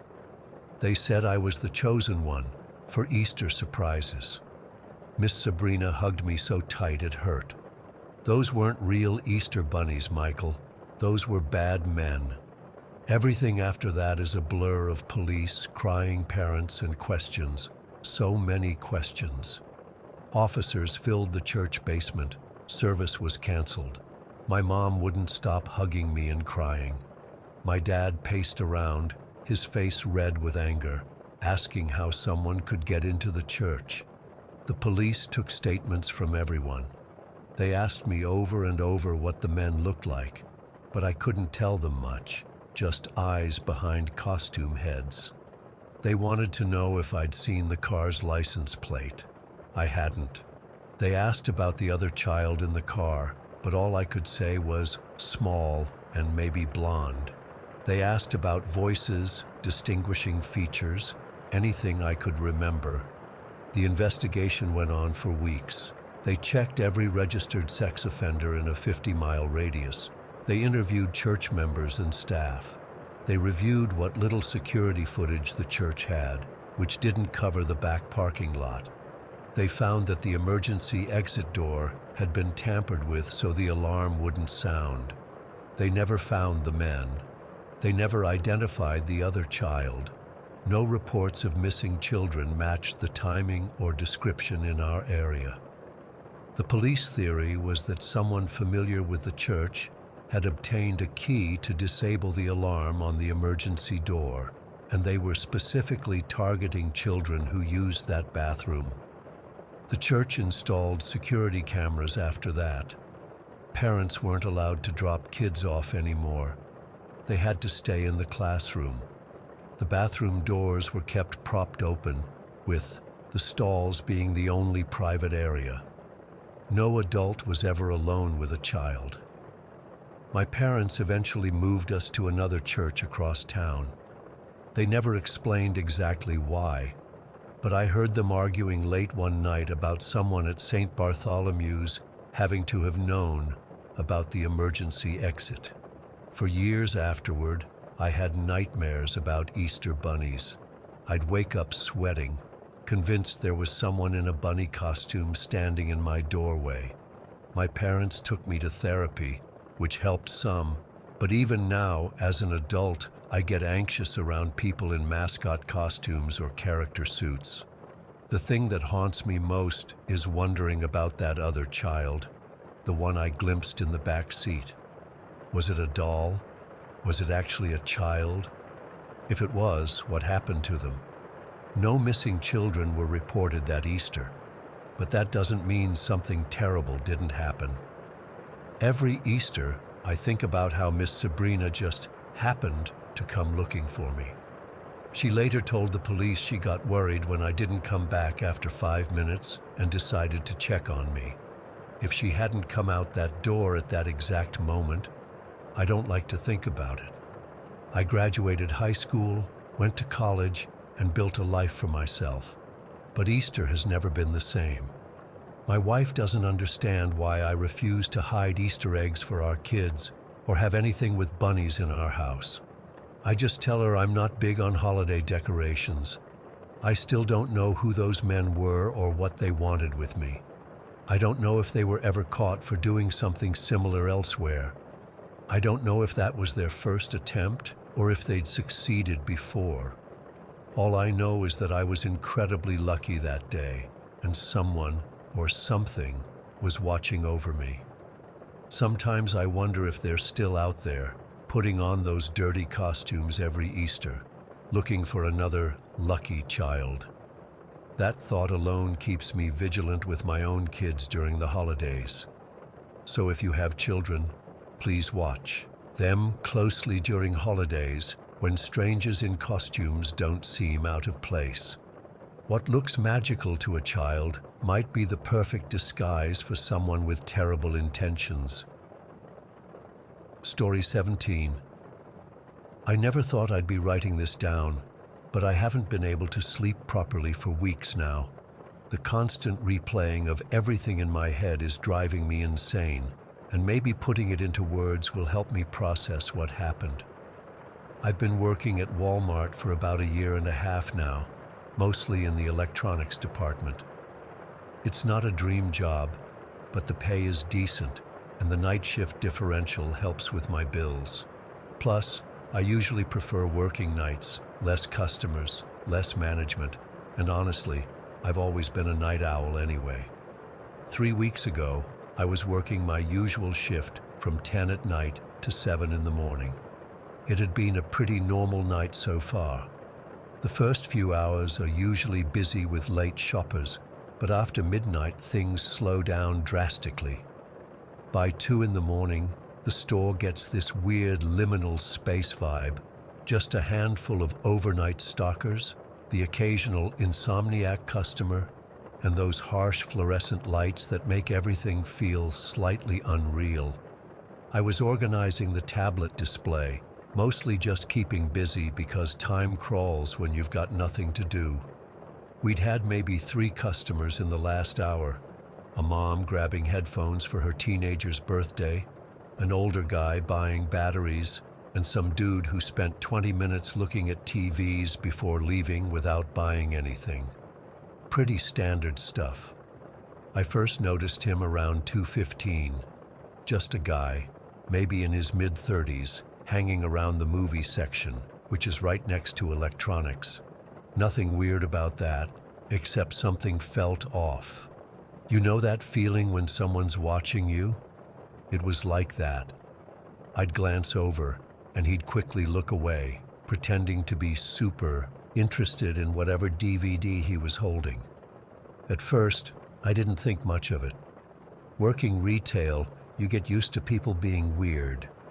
But after 15 minutes of him not actually buying anything, just sort of hovering nearby, I started feeling uncomfortable. He wasn't even pretending to shop anymore. He'd just stand there, then walk to a different aisle, then come back. By 2:45, I was getting seriously creeped out. The guy had moved closer to my department, now fingering phone cases without any real interest. When I went to help a late-night customer with a laptop question, I caught him watching me from behind a display. The moment our eyes met, he immediately turned away and walked toward automotive. I tried telling myself I was being paranoid. Maybe he was just killing time or shoplifting or high on something. But my gut was screaming that something wasn't right. I decided to radio Mike, the floor manager on duty, just to have someone else aware of the situation. That's when I discovered my radio batteries were dead, just completely drained, which was weird because I'd grabbed a fresh pair at the start of my shift. I considered walking to the front to find Mike or another associate, but I didn't want to leave electronics unattended. Company policy and all that. While I was debating what to do, the guy circled back around. This time he was more obvious, standing at the end of my aisle and just staring, not even pretending to shop anymore. My heart was racing, and I was about to say screw protocol and go find someone when I felt a hand on my arm. I nearly jumped out of my skin as I spun around to find a woman I'd never seen before, smiling at me like we were long-lost friends. "And there you are," she exclaimed loudly. She was maybe 40, well-dressed, with this perfect mom haircut and an expensive-looking purse. "I've been looking all over for you." Before I could respond or tell her she had the wrong person, she leaned in close to me, her smile never faltering, and whispered urgently, "That guy is recording you. Follow me." My blood went cold. I glanced back at the guy, who was now staring directly at me, not even trying to hide it anymore. The woman kept her hand on my arm, chatting loudly about how great it was to run into me, acting like we were catching up, but her eyes were serious. "Just walk with me," she said under her breath. "Act normal." I was terrified but grateful. This woman had noticed something wrong and was trying to help me. I let her guide me away from electronics, keeping up the pretense of friendly conversation. "How have you been? How's your mom doing after the surgery?" she asked loudly, filling the silence as we walked. "She's doing much better, thanks," I played along, my voice shaking slightly. I risked a glance back and saw the guy following us at a distance. My heart felt like it might explode. "He's still behind us," the woman whispered. "Let's go toward the grocery section where there are more people." We weaved through housewares, the woman keeping up our fake conversation the whole time. I was so grateful someone had noticed and stepped in. After a few minutes of this, we ended up near the bakery section, and I couldn't see the guy anymore. He seemed to have disappeared. "I think we lost him," I said, feeling relief wash over me. "Thank you so much for helping me. I should probably go find security and report this." That's when things got weird. Instead of letting go of my arm, the woman tightened her grip. "No, we need to keep moving," she insisted, her tone still friendly, but her fingers digging into my arm. "He might still be around." "It's okay, I think he's gone," I said, trying to gently pull away. "I really need to tell my manager about this." She laughed, this light, tinkling sound that somehow sent a chill down my spine, and pulled me closer. "Don't be silly, it's not safe yet." Something felt off, really off. We were now heading away from the main shopping areas, toward the back of the store. The few overnight stalkers I usually saw were nowhere in sight. "Where are we going?" I asked, my anxiety spiking again.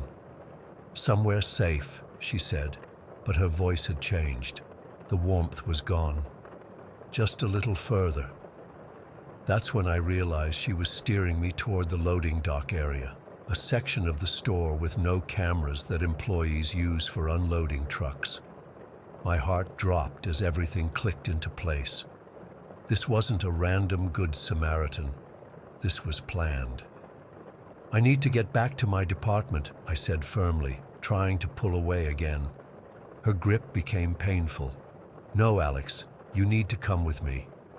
Alex, my name that I never told her. My name that wasn't even on my Walmart name tag, which only showed my last name. In that moment, pure terror washed over me. I yanked my arm away from her with all my strength and screamed, "Help! Someone help me!" The woman's face transformed into something cold and angry. "Shut up," she hissed, lunging for me again.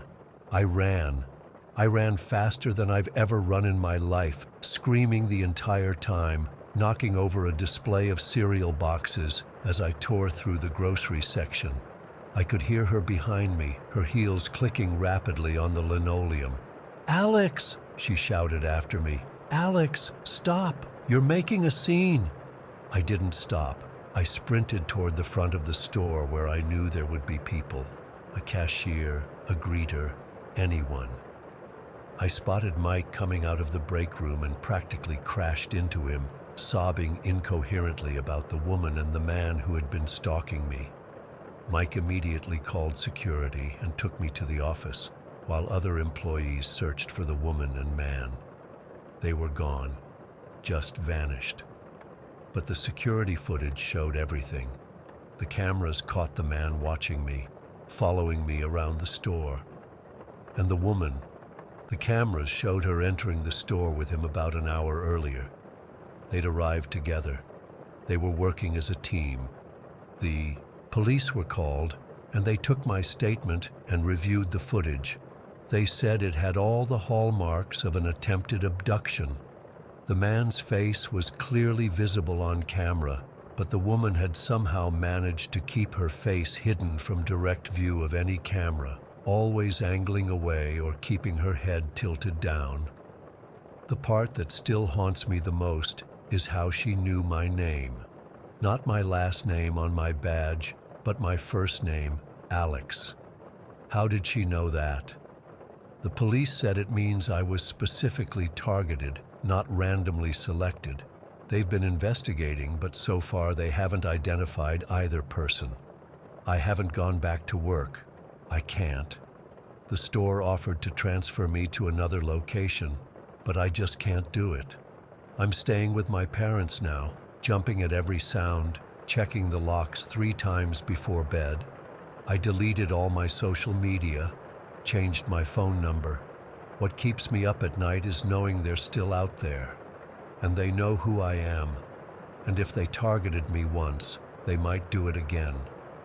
I don't know what would have happened if I hadn't realized what was going on when I did. I don't want to know. But I keep thinking about those loading docks with no cameras and a car waiting somewhere nearby. So if you're working retail, especially at night, please be careful. Watch your surroundings.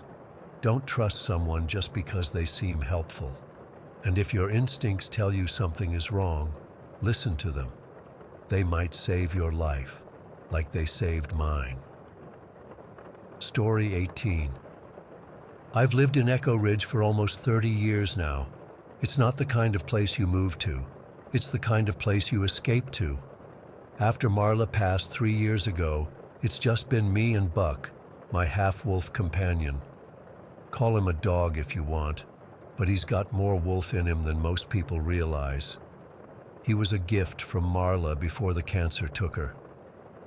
Someone to keep you out of trouble when I'm gone, she'd said. Last Tuesday night was when it happened. The memory is burned into my brain like a hot iron, and I haven't slept properly since.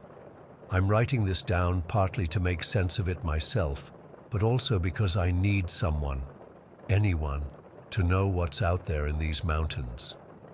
It started around 8 in the evening. The weather forecast had predicted heavy snow, but what rolled in wasn't just snow. It was a full-blown blizzard. The wind howled against my cabin windows like something possessed, rattling the old frames.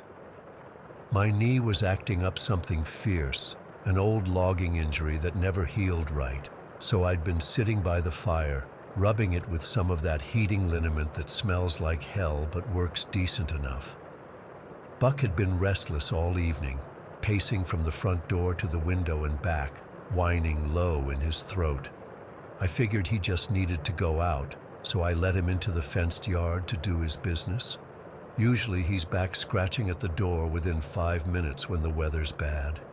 10 minutes passed, then 15. "Buck!" I called from the porch, my voice swallowed by the wind. The floodlight over the yard showed nothing but swirling snow. That's when I heard it, a single panicked bark from somewhere beyond the tree line. My blood went cold. In all our years together, I'd never heard Buck make a sound like that. It wasn't his warning bark or his playful yip. It was fear, pure animal fear. My knee screamed as I hurried back inside to bundle up. Thermal underwear, 2 pairs of socks, my heavy boots, the down jacket that's patched in a dozen places. I grabbed my rifle from above the fireplace, an old Winchester that saved my life from mountain lions twice, and stuffed my pockets with extra rounds. The emergency kit went into my backpack, along with 2 flares, rope, and my first aid supplies. Last thing I grabbed was the oil lantern, since batteries fail too quickly in this cold. Outside, the temperature must have been 15 below, maybe worse with the wind. The snow came at me sideways, stinging my face like tiny needles. I could barely see 10 feet ahead. "Buck!" I shouted, limping toward where I'd heard the bark. My knee sent shooting pain up my leg with each step, but the thought of Buck out there alone pushed me forward. I found where he'd jumped the fence. There was a fresh break in the wood that hadn't been there before. Whatever had spooked him, it had spooked him bad enough to crash through 4-inch thick lumber. His tracks were already filling with snow, but I could still make them out, huge paw prints heading straight into the forest that borders my property to the north. I've never gone deep into those woods, even in daylight. The locals call it Devil's Hollow. Most hunters avoid it because animals seem to disappear there. I always thought that was superstitious nonsense. I don't think that anymore. I followed Buck's trail for maybe half a mile, my lantern casting weak light through the storm. The trees grew thicker the further I went, branches hanging low with the weight of ice and snow. The wind seemed to change direction constantly, sometimes pushing against me, sometimes pulling, like it couldn't decide whether to drive me back or draw me deeper. My knee was on fire by then, each step a new lesson in pain. I had to stop every few minutes to catch my breath, the frigid air burning my lungs. That's when I noticed the silence. Despite the howling wind, there was a pocket of unnatural quiet around me. No creaking branches, no distant animal sounds, nothing but my own ragged breathing. Then I heard Buck bark again, closer this time but different. It wasn't fear anymore. It was aggression. The deep, threatening growl I've only heard when he's cornered something dangerous. I limped faster, following the sound until I reached a small clearing. The snow was disturbed here, not just with Buck's tracks, but with something else. Something that didn't leave proper. Footprints, just long, dragging marks like someone had pulled a rake through the snow. And there was Buck on the far side of the clearing, hackles raised, teeth bared, facing something in the shadows between the trees. "Buck," I called. "Here, boy."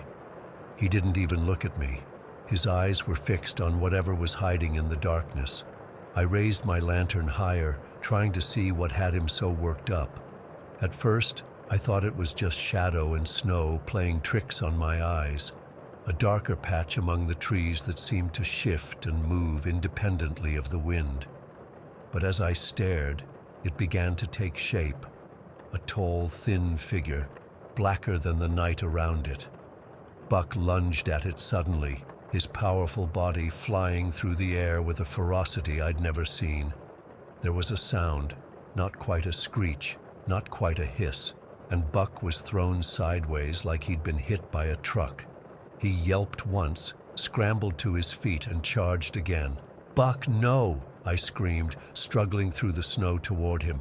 What happened next still doesn't make sense. Buck was there, in mid-leap, his jaws open and aimed at the shadow creature, and then he wasn't. He simply vanished. No sound, no trace, just gone, like he'd jumped through some invisible doorway. I stood there, stunned, stupid, my lantern shaking in my hand. The clearing was empty except for the disturbed snow and my own tracks. Buck's print stopped abruptly in the middle of the clearing. "Buck?" My voice cracked. The wind seemed to carry it away, mocking me with echoes that sounded almost like laughter. That's when I heard footsteps behind me, light, familiar footsteps crunching in the snow. I knew those footsteps. I'd heard them around our cabin for 25 years. "Jack? Why didn't you follow me when I left?" Marla's voice, exactly her voice. The same gentle tone with that slight Wisconsin accent she never lost. I turned slowly, my whole body trembling now, and not from the cold. She stood there in the snow, wearing the blue dress she was buried in. Her hair was black again, not the gray it had become in her final years. She looked young, healthy, the way she'd looked when we first moved to Echo Ridge, except for her eyes. They weren't Marla's warm brown eyes. They were red, not bloodshot, but actually red, like hot coals glowing in the dark. And her skin, it was stretched too tight across her face, like someone had shrink-wrapped it over her bones. "You weren't supposed to stay behind, Jack," Not Marla said, taking a step toward me. "You were supposed to follow me." My throat closed up. I couldn't speak, couldn't breathe. Every instinct screamed danger, but my body wouldn't move. "I've been so lonely without you," it continued, its voice becoming less like Marla's with each word, the pitch dropping unnaturally low. "I've waited and waited." Its neck stretched, growing longer by inches as it spoke. The skin around its mouth split at the corners, widening into a grin that literally stretched from ear to ear. That broke whatever spell had frozen me. I raised my rifle and fired without thinking. The shot echoed through the trees, but the thing didn't flinch. The bullet passed right through it, like shooting smoke. Its grin widened impossibly further, jaw dropping lower than any human jaw should go. "Poor Jack," it said, and now the voice was nothing like Marla's. It was ancient, guttural, like rocks grinding together. "All alone, no wife, no dog, just you and me now." It lunged forward, moving in a blur. I stumbled backward, my bad knee giving out, sending me sprawling into the snow. The lantern fell from my hand, but somehow stayed lit. The creature loomed over me, its form shifting constantly now. One moment Marla's distorted body, the next something tall and emaciated with too many joints. As it reached for me with fingers that had too many knuckles, a gray blur shot out from between the trees. "Buck!" He slammed into the creature with such force that it staggered sideways. His massive jaws clamped around what might have been an arm, and for the first time, the thing made a sound of pain. I didn't waste the opportunity. I grabbed the lantern and hurled it with all my strength. The glass shattered against the creature, oil spraying across its form. The flames caught immediately, and the thing erupted into a pillar of fire. It screamed, a sound so high-pitched and inhuman that I felt my eardrums might burst. Buck backed away from the flames but didn't run. He circled the burning entity, growling deep in his chest. The creature thrashed, its body contorting in impossible ways as it burned. Through the flames I could see its true form, something ancient and wrong, with spindly limbs and a head that was mostly mouth. I reloaded my rifle, hands shaking so badly I dropped 2 rounds in the snow before getting one chambered. The burning thing stumbled toward the trees, leaving a trail of blue-black ichor in the snow. Buck darted in, clamping his jaws around what might have been its leg, dragging it back. I aimed carefully and pulled the trigger. This time, the bullet didn't pass through. It hit something solid with a wet thunk. The creature collapsed, its fire gradually dying out until all that remained was a smoldering, unidentifiable mass in the snow. Buck limped to my side, his fur singed in places, a deep cut running down his flank. I wasn't in much better shape. My knee felt shattered, and I had frostbite setting in on my exposed face. We didn't stay to examine the remains. I don't know if there even were remains by morning. All I know is that Buck and I somehow made it back to the cabin as the storm finally began to ease. I patched him up as best I could, splinted my knee with an old broom handle, and we both collapsed in front of the fire. That was 4 days ago. Buck hasn't left my side since. He sleeps pressed against me, and he watches the windows constantly. My knee's swollen to twice its normal size, but there's no way I'm leaving this mountain to see a doctor. Not yet. Not until I'm sure that thing is really gone. Sometimes at night, I hear scratching at the walls of the cabin. Buck hears it too. His eyes follow something I can't see, moving across the ceiling, around the room. And sometimes when the wind dies down, I hear Marla's voice calling my name from the edge of the forest. Buck and I sit by the fire, my rifle loaded across my lap, waiting for morning. We'll leave when the road's clear, find somewhere else to live, somewhere far from Echo Ridge and whatever lives in Devil's Hollow. But a part of me knows it doesn't matter how far we go. Whatever that thing was, it found me once. It knew Marla. It knew how to hurt me. And I'm not convinced it was the only one of its kind.